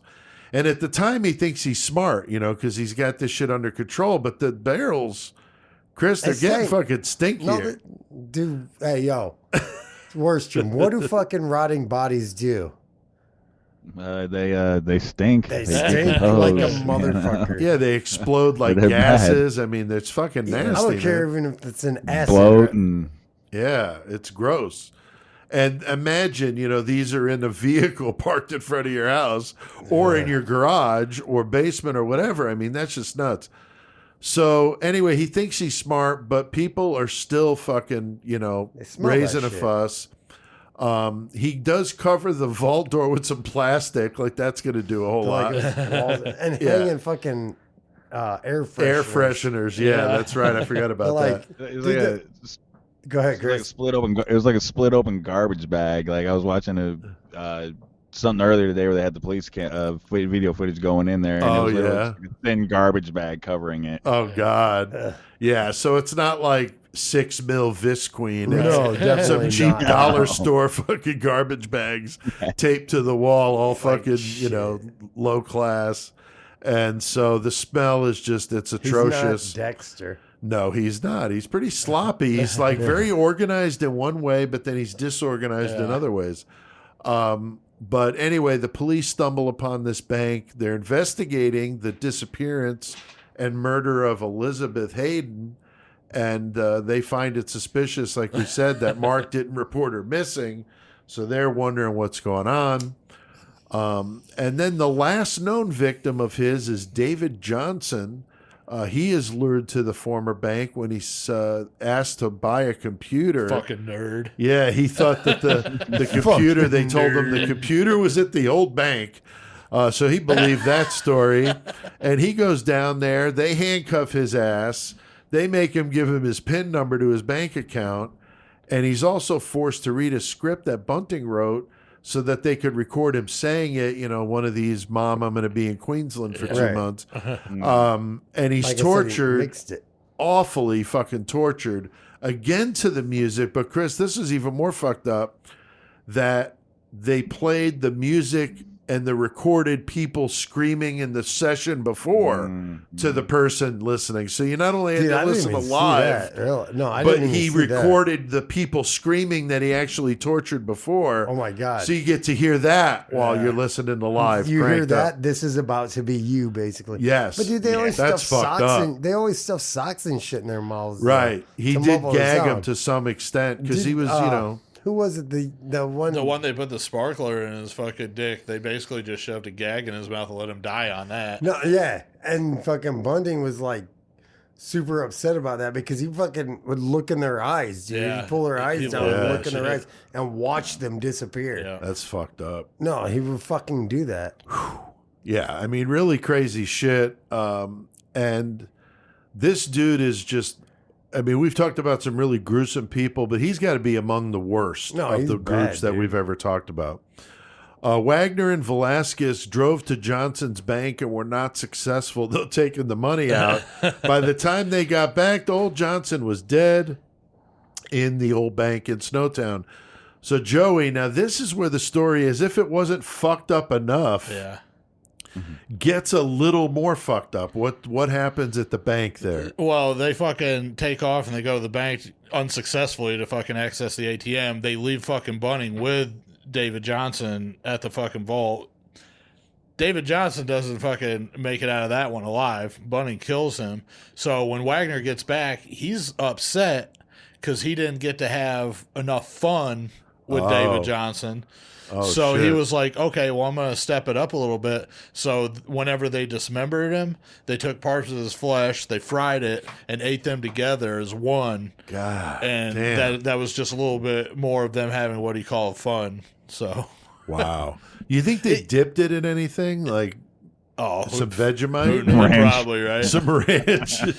Some blue cheese? And- yeah, I don't know. That's and fucked up. let it be known that Mustard, maybe? I don't know. even though this is very popularly known as the Snowtown Murders, Right. David Johnson's the only one that actually got killed in Snowtown. That's true. The rest of them were all killed outside Adelaide. That's true. In Adelaide, yeah, exactly. Yeah, that's why the town was so jacked off that their name is now Yeah. associated with this bullshit. I don't blame them, you know. The police find 8 bodies in the old bank vault in May of 1999 while they're investigating, this missing person, murdered victim, but she was not reported missing by her husband. And so they've, made many items that were used to do the torturing and the killing were in the vault as well. Had 6 barrels. Dude, when they said they walked in, it was like they said, the black plastic and knives everywhere. Yeah. And once they fucking opened the barrels, they're like, yep, we know what's going on. Yeah, we know what's Let's up get here. out. Yeah. Yeah, that's fucked up. They cleared the place out and then they sent in the people that specialize in that kind of recovery. Clean up. Yeah, but like, Which man, is gruesome, man. Really, really gruesome. By the end of June, 9 of the 10 would be identified. This would be the end of a 5-year investigation. God damn, it took them 5 years. I mean, Right. like, fuck. That really ended up in the vault due to their investigation of the disappearance of Elizabeth Hayden. And after running the plate of a vehicle they were interested in was the same one that was parked out in front of fucking their house for a while. So he's not real good at covering his tracks, and he's, getting really sloppy here. A total of 4 people are arrested for being part of the crimes. Of course, Bunting is the main ringleader. right. Uh, Which psychiatrist. is what's fucked up because like a lot of the things I fucking like the book, the audio book, that whatever. Yeah. Like he really didn't do the actual killing a lot of the time. He was just the organized, like told them. Right. Like Wagner did most of the fucking killing. yeah, he was so- doing the grunt work. Yeah. Yeah, so Charles like that- Manson and Tex Watson. Exactly. Very that's what similar, I'm just saying. dude. Yeah. That's what I was about to say. Like, Yeah. fucking, that's that Manson shit. Like, you do what I want you Right. to do. Right. That's It's a like good point, dude. fucking Yeah, there's a Susan lot Bear of last week, similarities. You do what I want you to do. True. Like, yeah, he it's was the fucking assassin. Yeah, it's fucked up. Lord Sir gets what he wants. Lord Sir gets what he wants. The chief inspector gets what he fucking wants. Yeah. It's like the guy in the chair in the Trailer Park Boys. John The Bunting guy was, in the of chair. course, the ringleader. The psychiatrist that examined him said he lacked emotion about his victims, and the tortures and murders were his way to show control, because that was a big thing with him, too. He was out of control when he was 8 and being raped by that piece of shit. So now he's an adult and he's raging the fuck out, and now he's getting control Now all I of do the is- situation by, like, as Chris pointed out, all of you guys, we've all pointed this out, where he's ordered people to do some gruesome ass shit, but he is typically not the one getting his hands dirty. Right. Right. So, He mentioned that in early childhood, he was obsessed with burning insects with acid, as we talked about. He was into Hitler, and, all this was, what made him what he was and bent on killing homosexuals and pedophiles. I still wonder about the whole being a homosexual, but the more I talk with you guys, I'm siding toward what you guys think, that he was probably just hard fucking core and was going undercover to do what he said he was going to do. I lean more that way now. At first, I thought it might have been the other way. Jamie Velasquez, again, would, as I mentioned earlier, would actually testify against Bunting, Wagner, and Hayden. Of course, he gets a much lighter sentence. He gets a lighter sentence, but what he did is an opportunity. He was to be like, paroled. "Hey, I'm trying to get immunity here." That's what he really wanted. That's what he did, wanted. of He was course, like, "I'll tell you all this shit," get and they're it. like, oh, "Okay, well, tell us all this shit." No fucking deal whatsoever. At that point, he fucking gave up everything. He brought him to the fucking where the bodies were and all that shit. Right. He gave up them dudes, and fucking, he still got fucking slammed with a life sentence. Yeah. So, But he's got the opportunity for parole. right. Though. He The does. other He ones does have the don't. opportunity Yeah. for parole. No, Yeah, he the totally other has the ones don't. opportunity. Did Like, you see fucking? I think he got it. I think he Yeah. not got parole, but got the opportunity already. right. Yeah, because it's coming up, and within like the next 10 years, it's not that far out. Right. I was either the audiobook or something I watched. I think he got But 18 years. He got a bit Before of time, parole. but it's been a while now, so he's almost going to be out in a bit. I don't think he's going to get paroled, at least not the first time, but who knows? They said fucking when he was in there in the fucking courtroom and all of them were in there together because he's testifying against these guys. Right. And they were just fucking mean mugging and fucking Oh, talking yeah. shit to him, like threatening him basically in Sure. the fucking courtroom. Why not? Yeah. Yeah, Like, what else the am I- fuck you got to lose at that point? They also said, I think it was Robert Wagner's fucking trial, that fucking they had to put it on suspension and fucking retry or something like that because like during the fucking the couldn't evidence watch the proceedings, videos. three of the jurors left because they could not couldn't watch. deal with Oh, it. wow. So Yeah. that definitely That's happened. crazy, man. Wow. Now, Chris, they don't have the death penalty in Australia. Bunting got, 11 life Yeah, sentences? 11 life sentences, and No possibility of parole. I think Wagner got, what was it? I think 10. Yeah, I it think was 10 it life was almost sentences. as many, but not quite. And then, like I said, Jamie or Jesse or Jamie Jamie. got what did he get? 8 life I sentences. think so. I can't think it was remember 8 life exactly. sentences. Yeah. 8 or 6. Yeah. Yeah, Yeah. something like that. At one point, So- what does it matter? You got Right. 3 Yeah. or 4, for Christ's sake. It is kind of funny. We laugh about that a lot, but I know why they do it. So there's I like get why they no do it, but it's fucking like, way they're ever going to you're get never out. leaving. Yeah. No possibility of some legal loophole that's going to get them out. There was another victim, as we talked about earlier, Suzanne Allen. The jury was unable to prove that Bunting or any of the others had anything to do with it. That's why that's that 12th one that Right. some people wonder if he did it or not. Her cause of death was actually, I saw, ruled as a heart attack, but we really can't be sure. She would have been the first female killed and their 12th victim. But I'm guessing that she was involved with these dudes. I mean, these people did awful shit. I don't doubt. Oh, that I'm they sure he has a probably couple did. other bodies buried that never ever came up. Probably, especially with the people he was associating with. Bunting is now at the Yatala labor prison in Adelaide, and it's labor like a political. I looked because I'm like, oh man, is he like digging rock quarries? But no, that's just like That's funny. Democrat or Yeah. Republican. It's something like that. In Adelaide, South Australia, he's 55. Hayden is due out, as I mentioned, pretty soon. Velasquez is eligible for parole in a few years. But it's uncertain whether or not. I don't know anything about their system, and even here, I mean, it would depend on the court. You could get a liberal leaning, court that's going to let him out, and maybe a more stiffer, harsh type, Republican type judge that would be like, "Fuck you, you're not getting out." It all has to do with political shit too. Who's running for fucking office? I mean, Yep. it's unfortunately a lot of that gets factored in. I'm sure, to this kind of stuff. But Bunting still believes that he did the world a service by ridding them of homosexuals and pedophiles. So to him, he did nothing wrong. Chris, Joey, Gorespawn, anybody want to throw in something else that we didn't talk about? Gorespawn want to talk about the sparklers again, or? No, man. I mean, the 4th of July is coming up, so everybody just, be safe with the sparklers. Yeah, hold keep them in away your from the hand. keyholes, Yeah. the buttholes, Right. any other hole that's not your hand. Right, Oh my God. right. Practice safety first, But anybody want anything we didn't cover that you want to bring up? I got a few things I was going to bring up about this. Sure. Case. One thing that I thought was interesting is so after the Snowtown bank, gets found with the bodies in the barrels, and of course the media fucking just implodes on this fucking tiny town. Oh yeah. But one of the people that was from there, they were interviewing them, and they said whenever the reporters would come up or fucking journalists or whatever, almost every time they would fucking get down to the bottom of the fucking door. Or Yeah. to the fucking, there's an air vent that was out the back of the fucking, of the place. And they Right. would try to get the smell of the fucking death. Oh my So- God. Yeah, Really? and they said tons of fucking people, they fucking saw them come in and get down just trying to fucking get a whiff of the fucking smell. Fucking, dude, yeah. that would That's be nasty. crazy. That's fucked up. Some other Don't these shit. kids have video games? I know, right? Jerking off something? I mean, Jesus.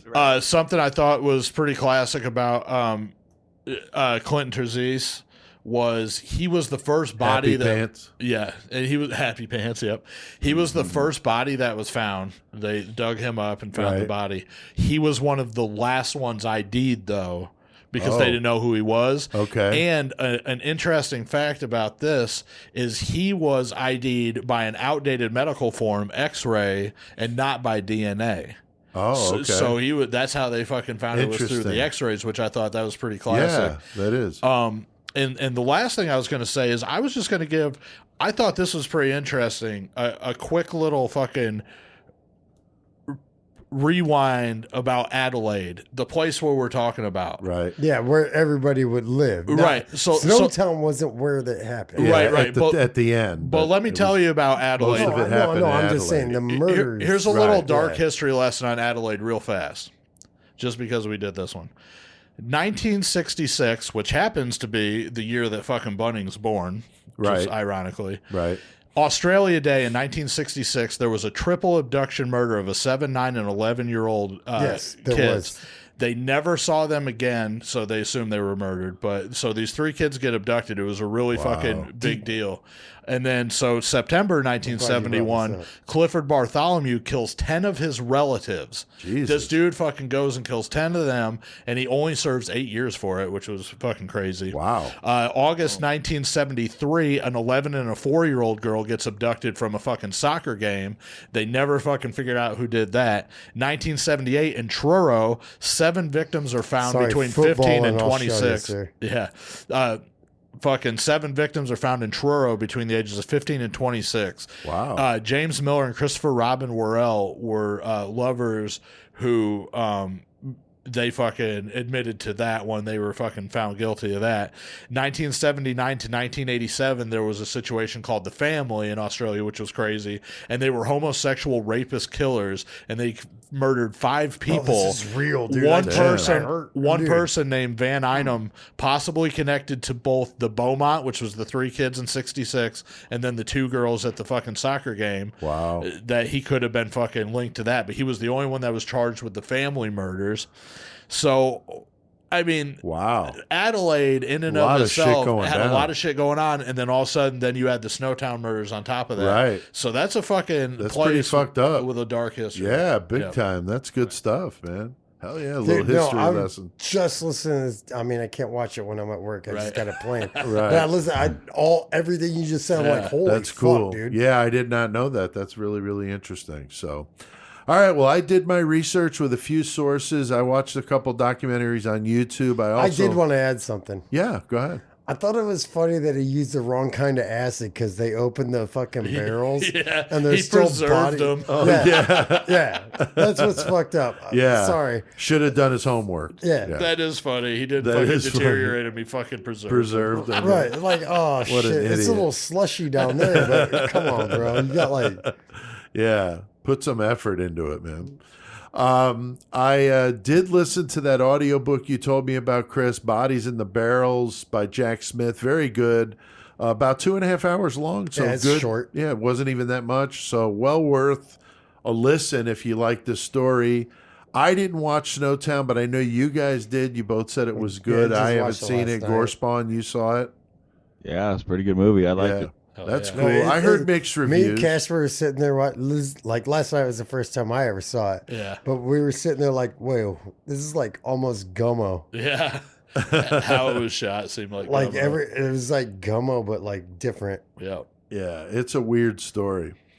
There's been a stifling of info on this case, which I don't know if that's an Australian thing, but most of those have been legally overturned. But I think the Australian government really just wants to distance Right. itself from that, among all this other gnarly shit that's Yeah. happened over there. God damn. But the town of Snowtown is pissed. As like I said, they kind of dragged their name through the mud with this story. Just because he stored the bodies there. Right. What the And he fuck, killed the man? last guy there. Right. But- One. Right. One, and then the storage situation. Yeah.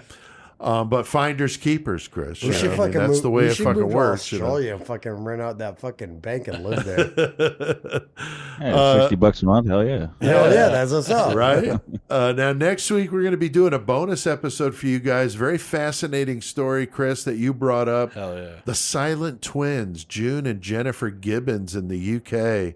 Really cool story, man. It's weird. It's no Yeah. murder, but it's No, just they like- committed some arsons, but they only had a What? language to themselves. Oh, it wasn't It their didn't own speak language. to anybody. It wasn't their own language. Well, it was We'll get- English, No, but- no, it wasn't even English. We'll get into that. All right. Yeah, I mean they spoke to each other, but nobody else could understand them. Yeah. And they were silent. They wouldn't speak, and it drove people fucking nuts. And they were at Broadmoor, the hospital there for the criminally insane in England, which is not a good place. That's actually on the list for an episode because Doing Broadmoor's Broadmoor. brutal. Yeah. So I think here's a- that's where here's an entrance into that. Maudsley was or is, I think, if I'm not mistaken. We've talked about it. But they were guilty of arson. It's a very fascinating case, and that'll be a bonus episode. We're going to record it this weekend because I'm having a medical procedure done and be laid up for a couple days. So we're going to do that for you guys. Pete's ahead getting of his time. penis removed. No, I'm not. Joey, you got any good page a day stuff for us, man? I got some page a day today. All right, what you got? I think only a couple of them, but still they're pretty good. So they were talking about one of the ones they were talking about is killers who had been on game shows or fucking Oh yeah, TV that's a good shows. To one. the dating game Yeah, show. the one. dating game killer. And yeah. so that's the first one they bring up, of course, is fucking course, yeah. Ronnie Alcala. Yes, Right. Or Alcala, Rodney yeah. Alcala. Yeah, he's But definitely, we got to do that. he was one. on the dating game. Yeah, dating it. Yeah. He fucking won actually whenever Right. he was on there, and he didn't kill the fucking woman who fucking he No. won, but he is believed to have killed possibly tripled it. I mean, it's fucking very questionable how many Yes. he killed, but it was a lot. Yeah, it's a good one. So the next one they're talking about was Stephen Port, and I thought he was fucking pretty crazy. He was on Master Chef. So if you watch nice. if you watch the head show, Nice. But he assisted singer J.B. Gill in a 2014 episode of the show. Yes. A year later, he was arrested for poisoning 4 men. Jesus. Holy shit. Yeah. Wow. John Cooper, he was on a show called Bullseye, and he killed 2 people a month after his 1989 appearance on the show, and he was also linked to the 1985 murder of 2 others. God damn, dude. Wow. Edward Wayne Edwards, Nice. he was on To Tell the Truth. And so he was a supposedly reformed criminal when he appeared on the show in 1975. But later on in the 90s, he was sentenced to death for killing his stepson. So Oh, he wow. obviously wasn't that reformed of a fucking Not at killer. all, guess dude. not, What yeah. the fuck? And then Paul Curry, I thought this was a cool one for you, Chris. Paul Curry was on Jeopardy. He was a 2-time Jeopardy champion when he met his wife Linda in 1989, and then he was convicted of her 1994 death from nicotine poisoning. Oh, wow. So fuck. Oh, because he's Damn. drinking the fucking nicotine water, dude. All right, and so I got one more from Page a Day. Again, thank you, Page a Day. I always love doing these. Yeah. Now, this story is about Ben and Erica Sifrit, Sifrit, Ben and Erica Sifrit. So this happens in Ocean City, Maryland, back in 2002. Maryland. Yeah, Maryland. So Erica, she was an honors student and a basketball star in college. She also loved Hooters and Hooters merch, and she had like every fucking tank top of Hooters and all this fucking merchandise. Like, I don't know what the fuck her deal was, but that was her just shit. loved it. Now Ben, he completed the SEAL training classes, and he was even graduated. He was the honor graduate for the SEAL class. But as soon as fucking he did that, he was fucking discharged for bad conduct because he was repeatedly being absent without leave, insubordination, poor performance, and wearing unauthorized insignia. And they said that probably a lot of it was because he had met her and was fucking just taken off to go be with her. Wow. So they're both 20 when they're married, and they opened a scrapbook store in Altoona, Pennsylvania. So that's where they're getting their money. 20 when they nice. got married, both of them? Yeah. So Ben and Erica Sifrit, on May 25th, 2002, they go out and they meet this couple. And how they meet this couple is they don't have the correct change for the cab fare, I believe is what it was. This couple is nice enough to give them the money to get the cab. Okay. And they're both going to the same restaurant. They're going to be shitty. You're right. So they end up hanging out like all night and fucking drinking and having a good time, these two couples. And the Sifrits invite them back up to their condo. So while they're up there hanging out and shit, Erica goes off in another room and starts fucking losing her shit, freaking out, talking about, where's my purse? Where's my purse? These motherfuckers stole my purse. Fucking Ben proceeds to pull out a fucking gun, point it in their face, and he's like, where the fuck's Like my Pulp fucking... Fiction fucking Right, style. he's like, where the fuck's the purse? You know, this, whatnot. So the couple ends up getting themselves into the bathroom, and fucking Ben's outside with the fucking gun outside the fucking bathroom door. Oh my God. The fucking Erica, she fucking creeps out onto the balcony so she can see into the bathroom to see where they're at, and she tells Ben where to aim, and he fucking fires 4 shots, kills fucking the gentleman. Damn. And fucking the other woman was also killed, but they believe that she'd been stabbed, but her official cause of death couldn't be determined by the remains. Wow. So they disembowel these bodies and they throw them into a grocery store dumpster. The fuck? And the bodies were taken to a landfill, but luckily the forensic team was able to find the bodies and recover them. Jesus. So this is May 26th, like I said. On May 31st, they're caught. How are they caught? The police respond to a silent alarm at a Hooters restaurant because these motherfuckers are breaking in, Are you fucking stealing just oh Hooters my merch God, like a motherfucker. dude. Oh They my God. They got license plate Hooters covers and merch. T-shirts, and they're fucking just stealing all this shit. Oh, that's fucking Oh dumb. my man. God. So whenever they fucking, Wow. so whenever, you know, they go through her purse, they find fucking spent shell casings, they find 3 handguns, they find fucking the IDs for both of those fucking people that they killed. Oh, dumb. Yeah. Dumb. So whenever they so then they get busted for this, obviously, you know what I'm saying? Another woman comes forward during the trial and said that her and her boyfriend or whoever he was, they were subjected to the same thing 3 days later. The same situation happened with them with the purse and everything. But the Erica, the Erica bitch had the guy, the first guy they killed, his ring around her neck. Like there's pictures of them hanging out afterwards, God. and she's wearing his ring the whole time. And like that's another thing. She's freaking out. Where's my purse? Where's my ring? And they said that they found the purse behind a fucking cushion that they had watched the lady already look under. So they knew something was fucked up. They're like, they're playing us on some shit, you know? So they ended up getting away and not fucking getting hurt, luckily. Yeah. But, whenever they get busted, so Erica gets life plus 20 years. Her parole date she's up for parole in 2024. Ben gets 38 years because he was never charged with the guy's death. He was only charged with the woman's death, so he got less time. And his parole is this year sometime. Wow. He's up for parole. So yeah, the Sifrits, Erica and Ben Sifrit, and her Hooters fascination got her fucking popped off. No, that's fucked up, dude. That's a good one. So that's the page of days for nice today. page a day. Well, thanks, Gorespawn, for coming on with us tonight. We hope you had some fun, dude. Hell yeah, Thank you for Chris. having Good me. to hear Yeah, from it you, bro. We'll get together Too, man. It soon. was a great time, man. I'll definitely be up there again sometime. You know, I can't stay away for too long. Well, if you come over this way, we'll get you in the studio with us. That'd be really cool. Absolutely. I'd love to. Yeah, that'd be awesome. Hey, brother. All right, well, we've done our fair share of murder tonight. I hear that music. CK getting ready to throw down that Aussie metal knowledge. So, Gorespawn, What the fuck do we need to do? It's time to get our fucking metal on. Known the world over as the master of metal, the crusher of posers, and murder metal mayhem's knower of all things metal, hailing from Wild Man Street in Danbury, Connecticut, standing at 6 feet of brutal punishing madness, weighing in at 220 pounds of poser pulverization, the one, the only, toughest bastard on the planet, Chris C.K. Kovacs!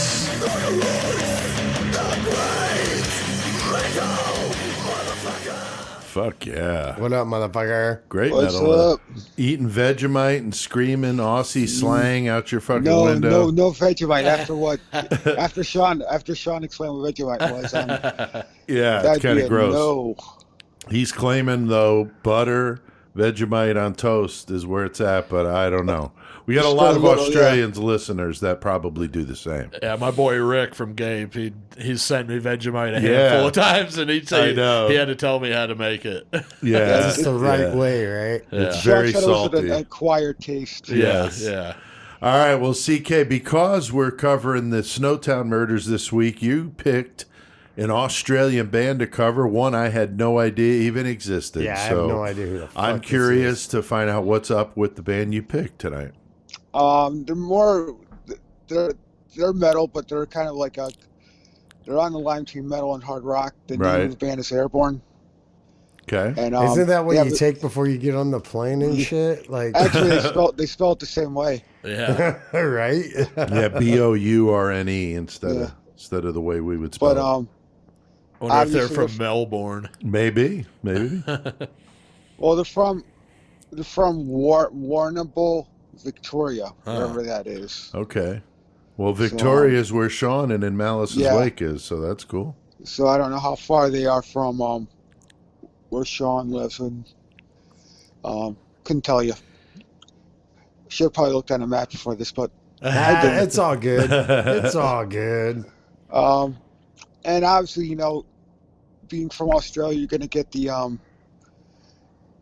AC/DC influence, and they're Oh, yeah. influenced, they're big time influenced by AC/DC. But you know, I guess if you're from Australia and you're just a hard rock metal band, Right. you know, it's probably hard not to be influenced by AC/DC. Probably, dude. But they've been around since 2003, believe it or not. Huh. So they've been around for Almost 20 years. yeah, so they've been around for a while. But they did not put their first album out until 2000, I believe it was 2007. No shit. Which was Running Wild.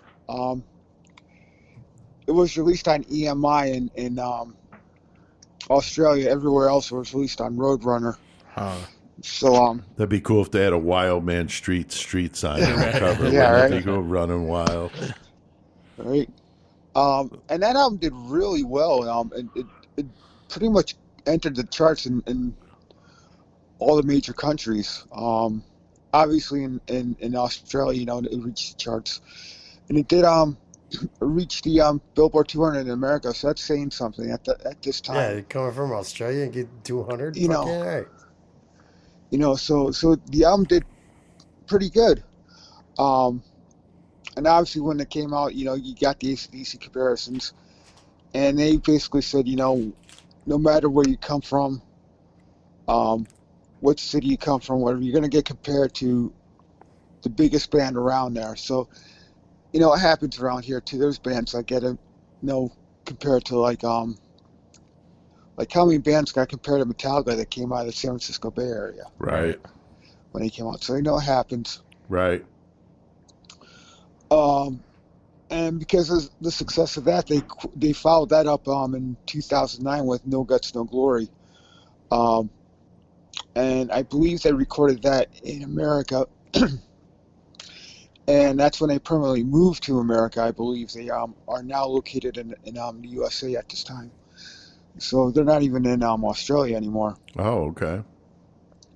And he actually supported Iron Maiden on the Final Frontier tour.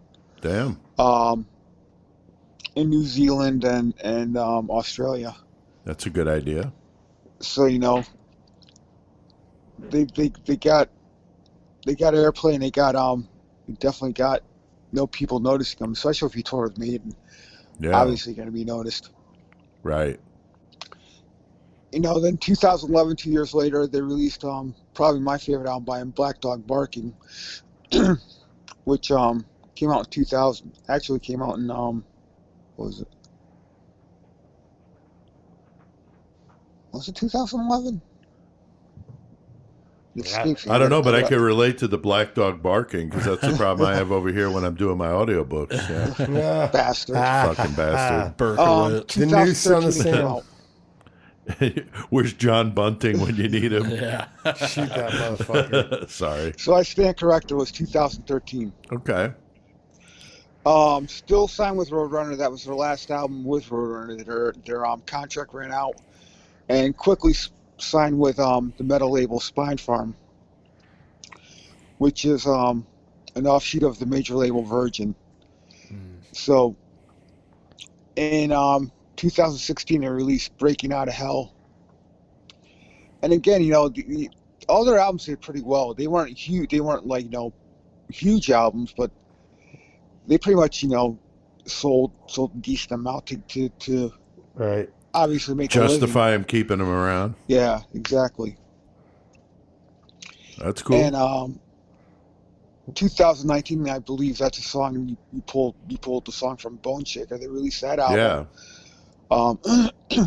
And actually, that was recorded in Nashville, Tennessee. Believe it or not. So. Oh, that's funny.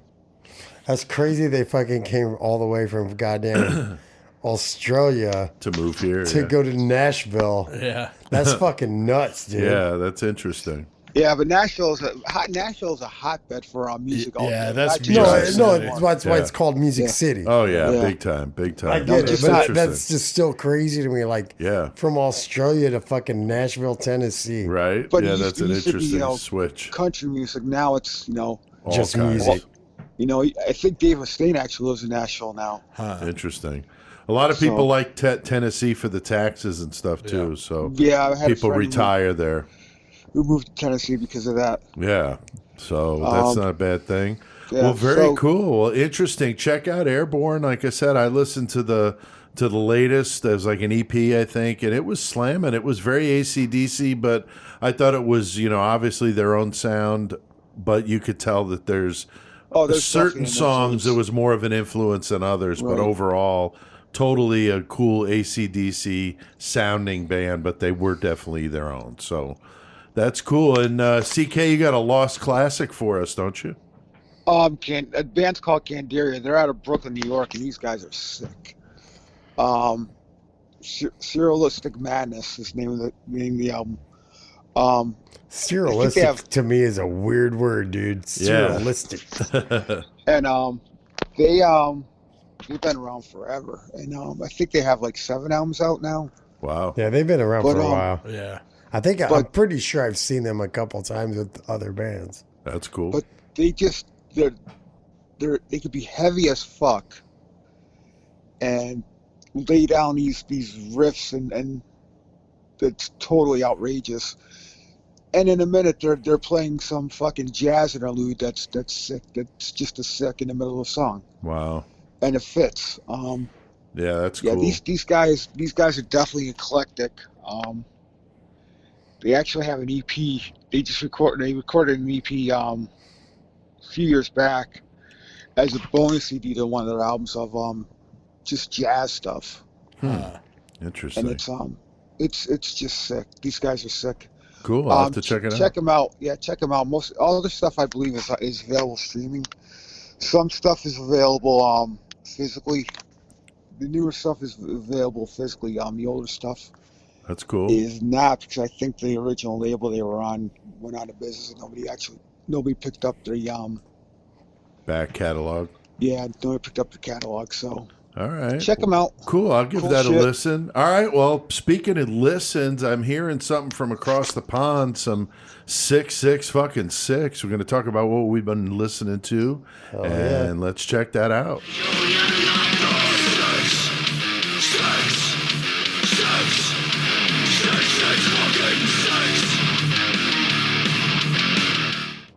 right, 666. Our buddy's Fuck an yeah, dude. onslaught. awesome. Love that shit. And when we hear always that metal. music, that means we're going to talk about, excuse me, what we've been listening to. Chris Shawback, what about you, man? The New Nation, what you been jamming? I don't know things. Actually, I've been listening to some Godflesh Apocalypse. Okay.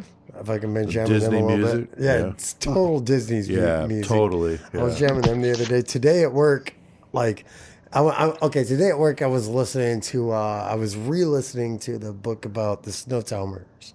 Yeah. So I listened to that, but then I also listened to, because I love it, the new motherfucking goddamn Macabre album, the fucking Carnival of Killers. Right. I listened to that today. Also, I listened to some Archspire. I don't know, just all kinds of things, man. That's cool. That's And cool. fucking, what else was it? What else was it that I listened to? I don't know. Joey, what about you, dude? I've been jamming Sun Torn. That Sun Torn in the car today, yeah. Some brutal shit. I was listening to some fucking Nuclear Assault, Handle with Care. Nice. Oh, Yeah, I saw that. Yeah, fucking. Nice. That's an album, just fucking get you in a good mood to fucking start your day. Yeah. I put it in early. I don't know. I've been listening to quite a bit of shit. The fucking new Goremonger CD. I'm trying to get back into that since I've had it on hiatus for a few months. Like 4 songs left to finish. Right. But, Oh, wow. Get it done. yeah, That's cool. Get back into it. Sometimes you just Yeah. need a break. Yeah, sometimes, yeah.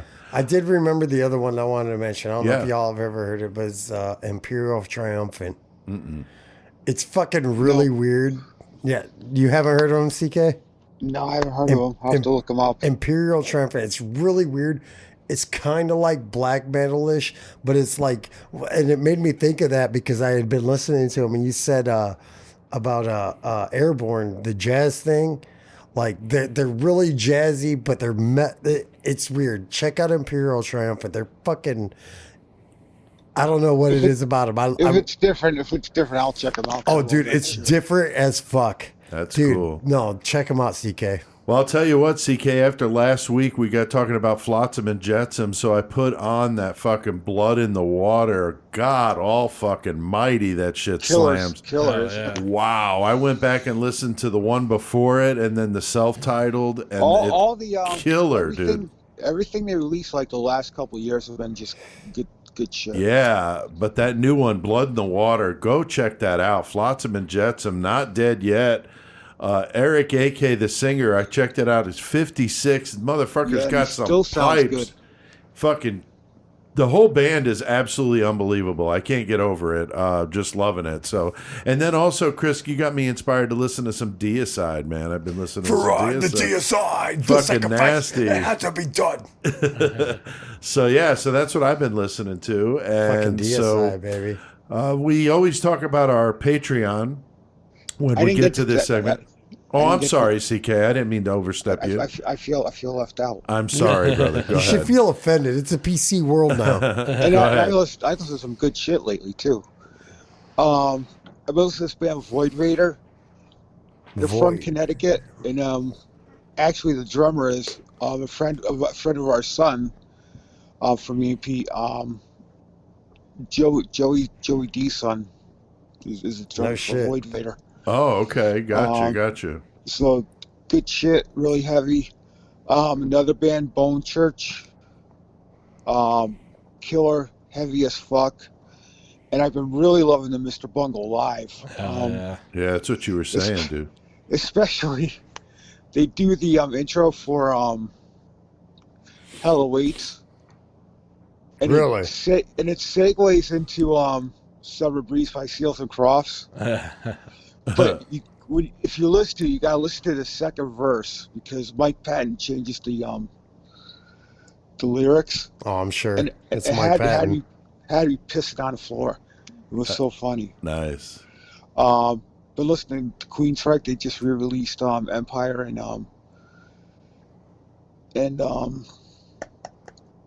Operation Mindcrime on deluxe disc. I think Empire's a 3-disc set. Operation is 4-disc set with a DVD. Wow. Damn. Jesus. Been listening to Accept and newer stuff. Good The stuff. new Halloween Witches Killer. I listened to 2 songs off the new Halloween. It does sound good. It's a little bit outside of what I like, usually to just sit there and listen to, but I've only heard a couple songs, so I'll give it more of a listen. Yeah, give a little more. And like Chris was listening to, I've been listening to Marchspire as well. I actually checked out one of their videos. I was They're like, God technical almighty. as fuck, dude. Yeah. They're bad as shit. Very wicked. Yeah, they got some sick shit. Oh, yeah, for sure. And All that's right. it. That's it for me. All right. Well, sorry I missed you, CK. That's all right. It's been I a should long be good. night here. It's a late night. Talked about Patreon earlier. Joey, you brought it up. The 666 Club, $3 a month. Yep. You get bonus content. We talked about the Capone episode we've done that's only available to Patreon members. And you get the episodes a day early. You get the karaoke songs when I record them. You get and a you get discount on 10% off merch. merch. Yep. So it's a good deal. So go to the episode Go get description some. and get that. Patreon.com/Murder Metal Mayhem. And again, if I wasn't one of the hosts of the show, I would get it myself. That's right. You should. But I would too. You give it to me for free. Well, we get Right. it for free anyway, so I don't have to pay for it. That's right. Don't forget to order one of our awesome new shirts, the Jeff Gaither design. killed it, dude. The zombie shirts. Plus, we got a new shipment of the fucking activity books. Yeah, we in, got bro. more activity books in. I've been posting the shit on Facebook. If you're not on our Facebook been page, selling go like check that out. hotcakes. We've been selling some, so thank you. And if you go to the episode description, you could get both of those things. So Fucking right. all right. Well, I think we've done plenty of metal tonight. So, CK, let us know what the fuck we got to do. Let's get our mayhem on. Yeah. Tonight.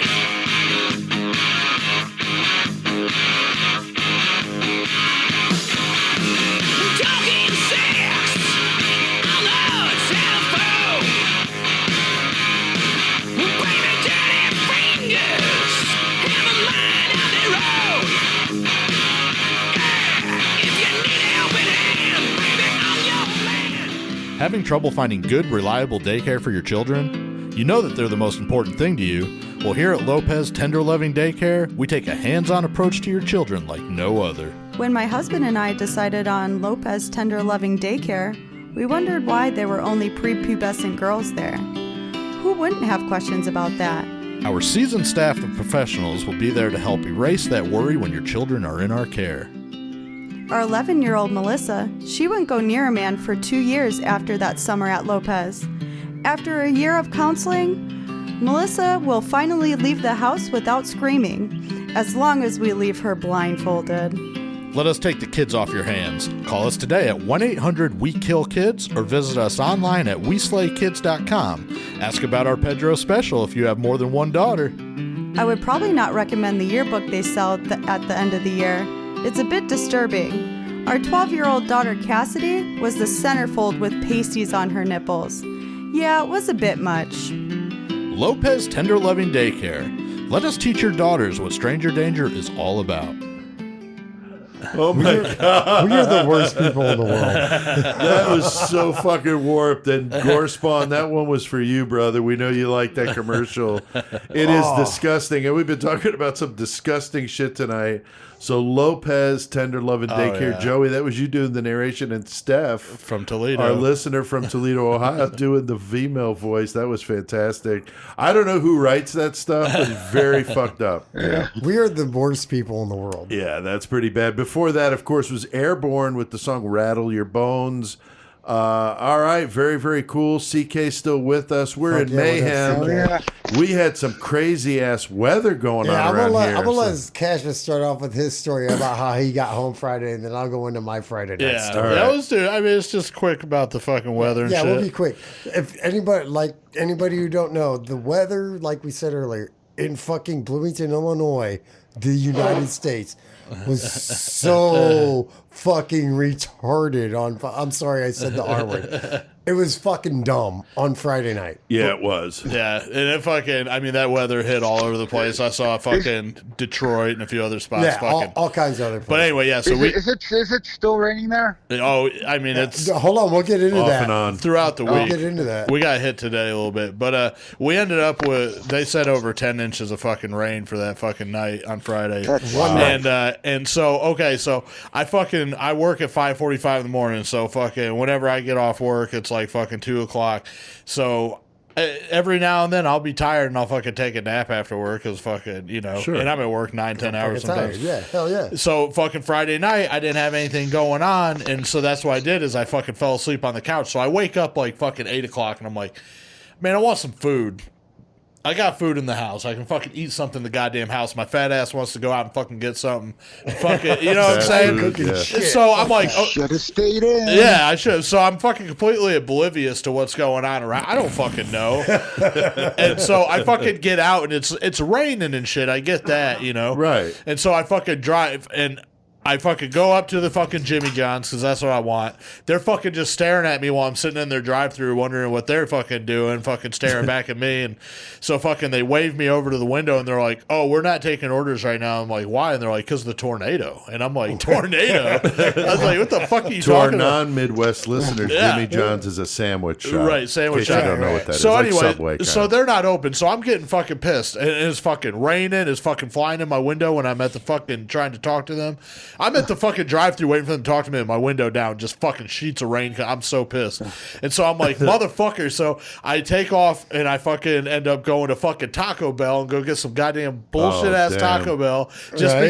because I need food. because it's open. I need food. So yeah, so it's fucking hilarious. So I'm gone. I mean, this is tops. I'm gone 20 minutes. You know what I'm Right. saying? I'm not gone long. So anyway, so the way that I went over to Jimmy John's was like off fucking 2 main streets right on the Veteran. So it wasn't that bad. The way I came back from the Taco Bell, I took the fucking back road like up to my house, Right. which is off a service Which is, road.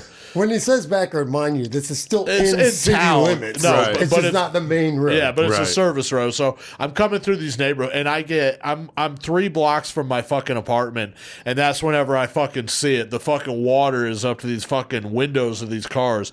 There's fucking cars stalled out and parked, and all these fucking in the roads just fucking Floating. fucked up. Yeah, I'm like, oh hell no, and I fucking back up and I try a different direction, same fucking thing, and I fucking swamp my car into the fucking water itself. And luckily, I fucking got it back out, and I got back home. I found a different, like the 4th fucking path. That's what my daughter had to do, like Yeah. 4 different ways to get to her the 4th apartment. path I finally fucking figured out, and luckily where my apartment is up on a hill, so like it was pretty safe once I got there. Right. But yeah, literally the fucking only time I left my stupid ass house that night was to get go some get some Taco bullshit Bell. food, and I fucked my car up because now the engine light's on. They've got the man. service engine soon light on Yeah, now. and it's not running wrong enough. They probably just got to trip the sensor, but still, Yeah. it's, OT it's sensor, I'm pissing sure. me off that I Yeah, did that's that. fucked up. So, anyways, that was my experience with the water. Then Chris the same night. Chris, what Here's do you my got? experience.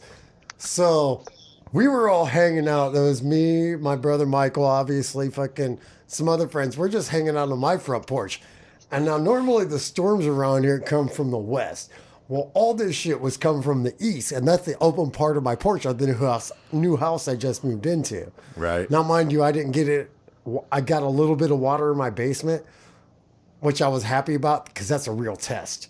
I got like an eighth of an inch of water in one corner. I'm like, fuck yeah.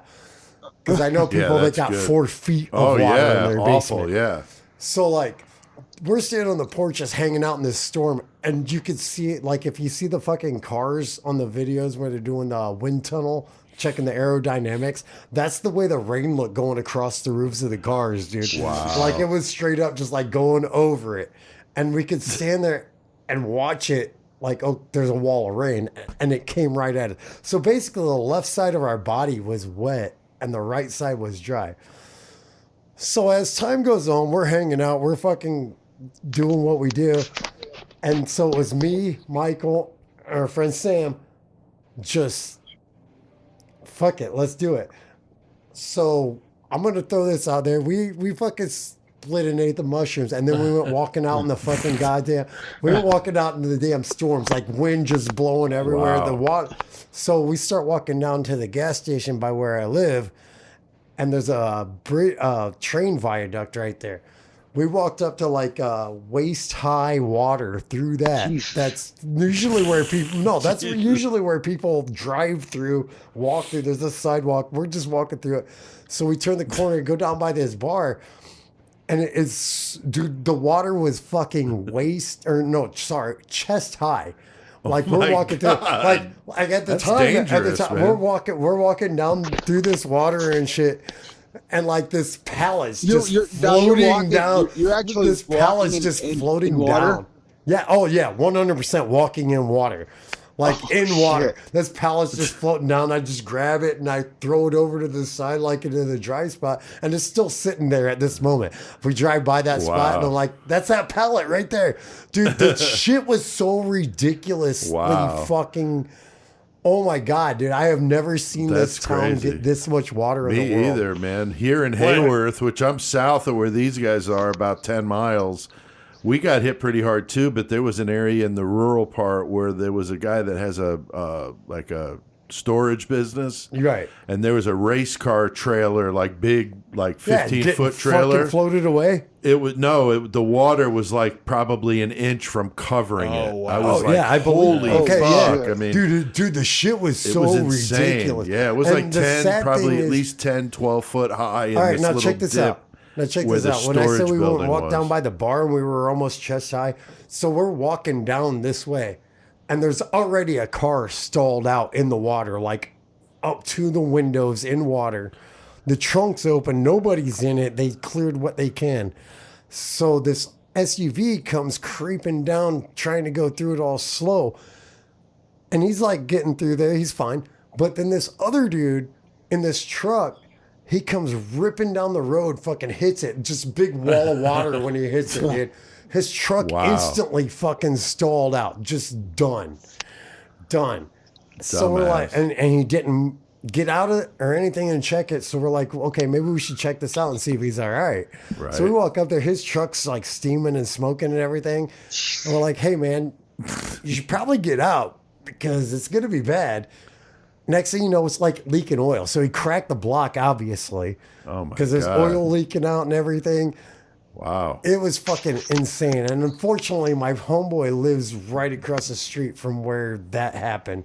Wow. But yeah, dude, it was a fucking crazy wet, and it really didn't stop. was. And then on the way out tonight, like we said, You guys hit a little spell of yeah, that. like Pete, you just like, wait, it didn't fucking rain here. It didn't for even shit. rain here. You guys came And here. we I got thought you were pelted. kidding me. No, we got pelted hard. I thought Yeah. you were kidding me. I didn't even you see said, any rain. Like you Oh, said, that- it's like a I got to back up on Chris's story because he didn't tell y'all the fact that at some point y'all realized, hey, most of this is like sewage water that we're walking. That's 100%. Me and my girl Yeah, said, what were you- like, can I wait, we ask should you- take showers. Other than the obvious, what were you going to the convenience store to get that you were willing to Oh go no, through we weren't going to chest high fucking water? We weren't going to no. We were just going on an adventure. Oh, okay. I thought We you were get going to nothing. buy like No, a we bag left of ice everything. or something. No, we And left what an everything. We adventure left it phones, was. cigarette. We left everything. We didn't take a damn thing with us. That's good. because we knew Wow. it's going to be fucked up. Wow. Yeah, we just went on an You adventure, didn't, bro. you didn't have your cell phones on you, did you? No, hell no. Like I said, we left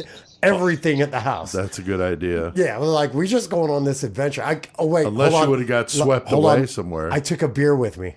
All right, well, that's not a surprise. But yeah, but no, it was fucking fun, dude. But yeah, That's like good Casper stuff. said, like got back, we're sitting on the porch all fucking soaking wet, it's still raining, and Michael goes in, he's like, I thought about when I went inside, we should all take showers because that's sewage Yeah. water coming Yeah, up. that's gross.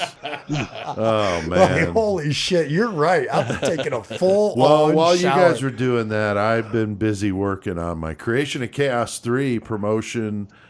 Creation of Chaos 3 is the book I just put out. It's a collection of short stories. I posted on my Facebook page here just yesterday or the day before that the Horror Tree, the website, horrortree.com, they posted an interview they did with me, and it was really cool and nice of them to do. So that's cool. So if you're interested in that, I know a lot of listeners have bought the book. So thank you very much. And if you're interested, you can follow a link in the episode description. You get your own copy.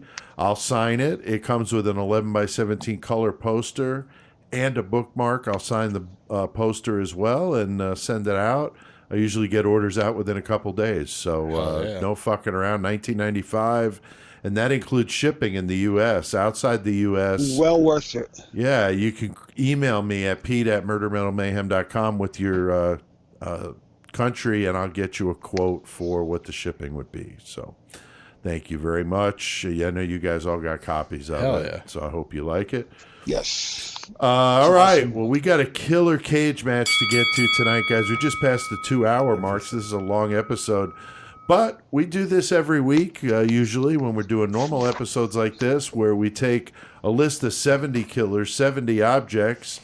Our listeners get to pick some random numbers, and that's who we decide who fights and what they fight with. Chris, who do we want to thank again for We giving need us to those? thank Miss Rebecca Boomsock, the old girl Samantha Cram, and Brian Edwards. So thank you very much Yeah. for fucking throwing down. Love you guys. Yeah. Fucking get Thanks in for the the ring. support. Yeah, thanks a lot.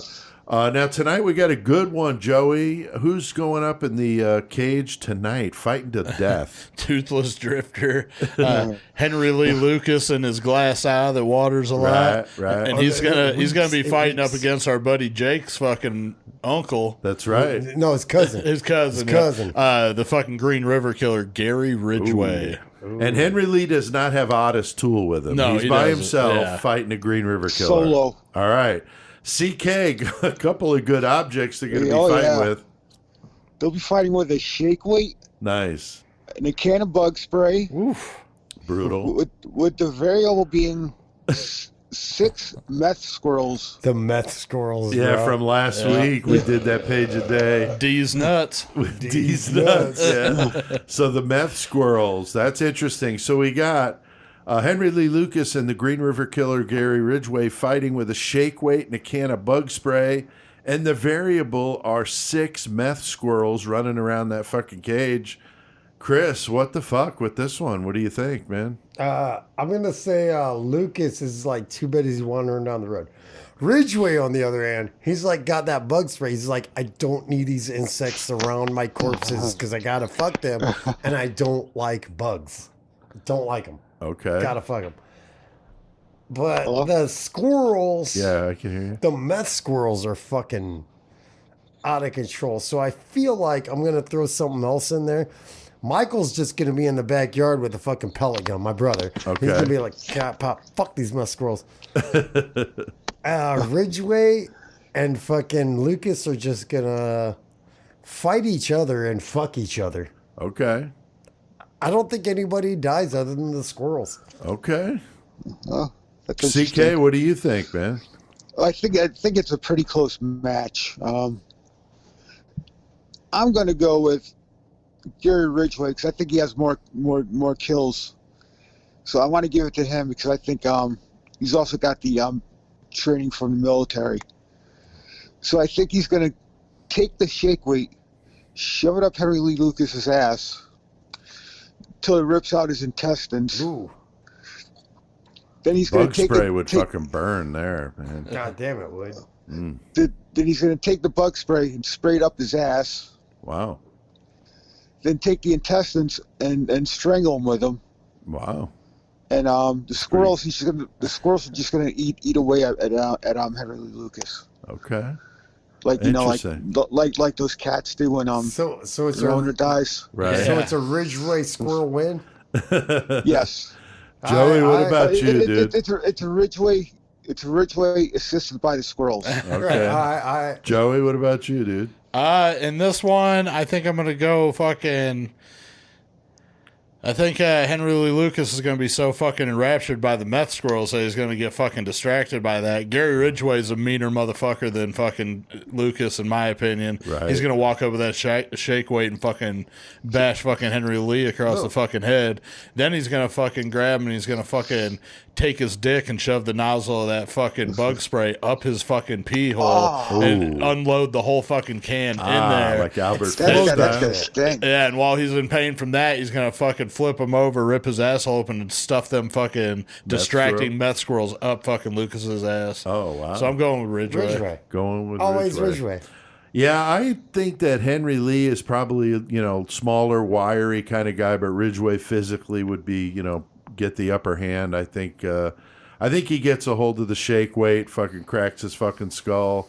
I'm concerned about the meth squirrels, though. I'm thinking if they're biting at you, man, that could be a real problem. Dude, I would just use But one if like they're a just weapon running to take around- the other eye out. I mean, if one's a mean motherfucker, 6 of them. 6 of them was a Right. fucking I ass. don't know. rips. D's nuts, man. That's a Dude, tall order. yeah, So I don't just know. fucking I'm torn. Feed the other eye to the meth squirrel. All right. Well, always fun to do Killer Cage match. I think we've done plenty of mayhem tonight. So, gentlemen, let's hit the fucking outro.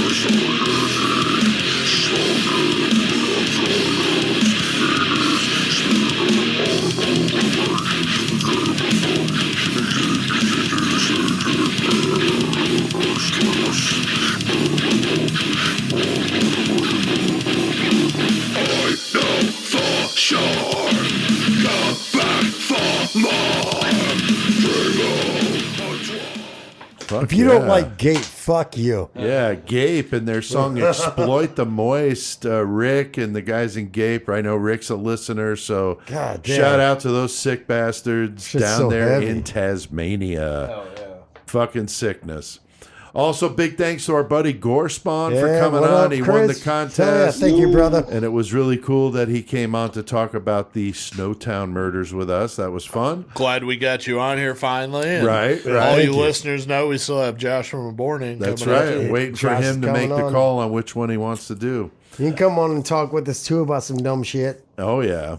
Bumper It doesn't music even was... necessarily have to be a murder segment. No. If they find a band like, hey, can we talk to CK Sure, why about not? this? Yeah, Yeah. fuck yeah, dude.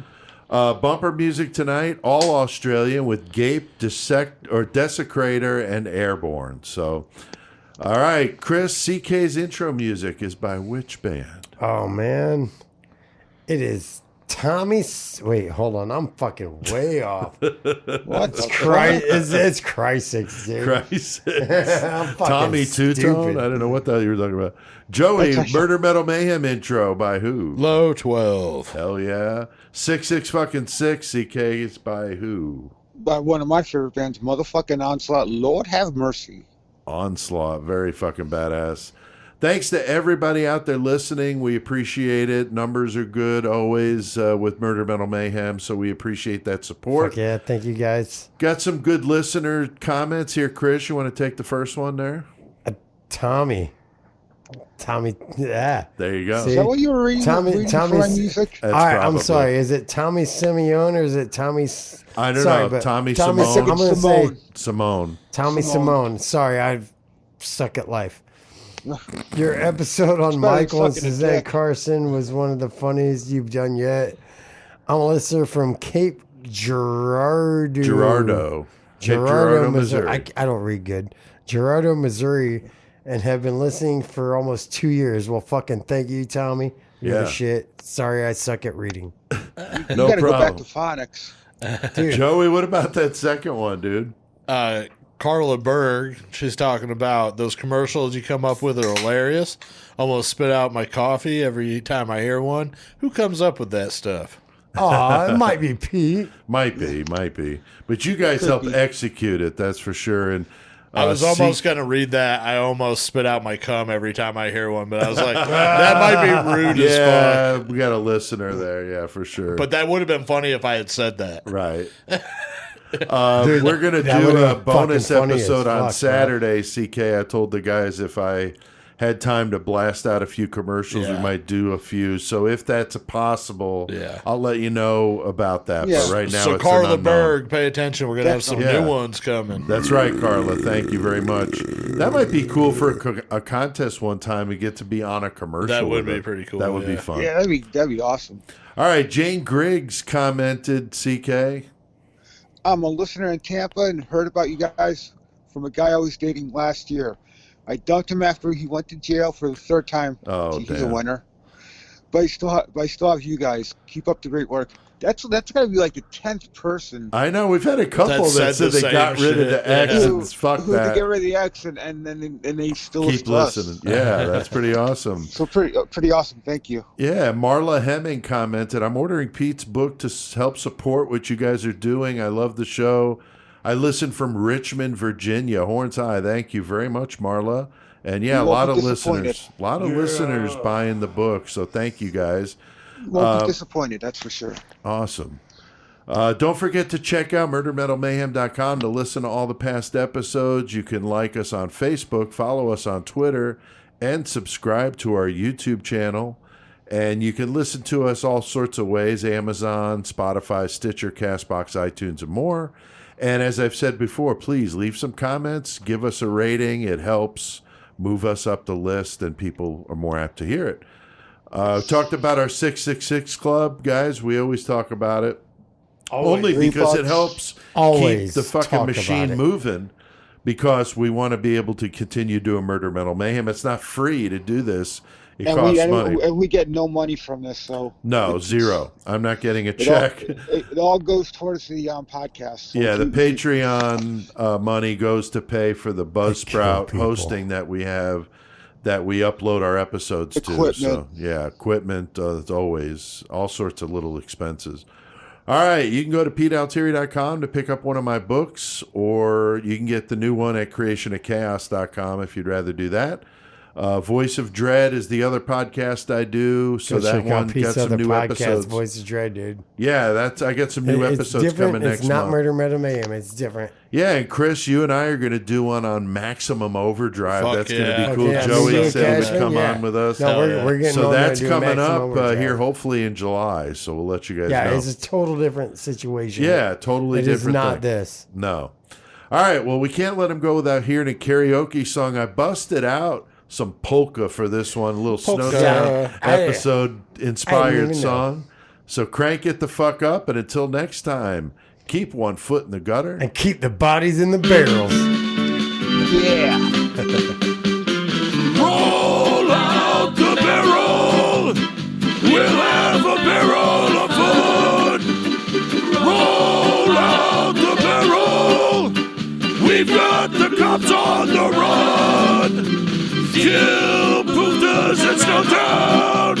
Sing out a song of good cheer. Now time to roll out the barrel. Bunting's gang's all here. Roll out the barrel.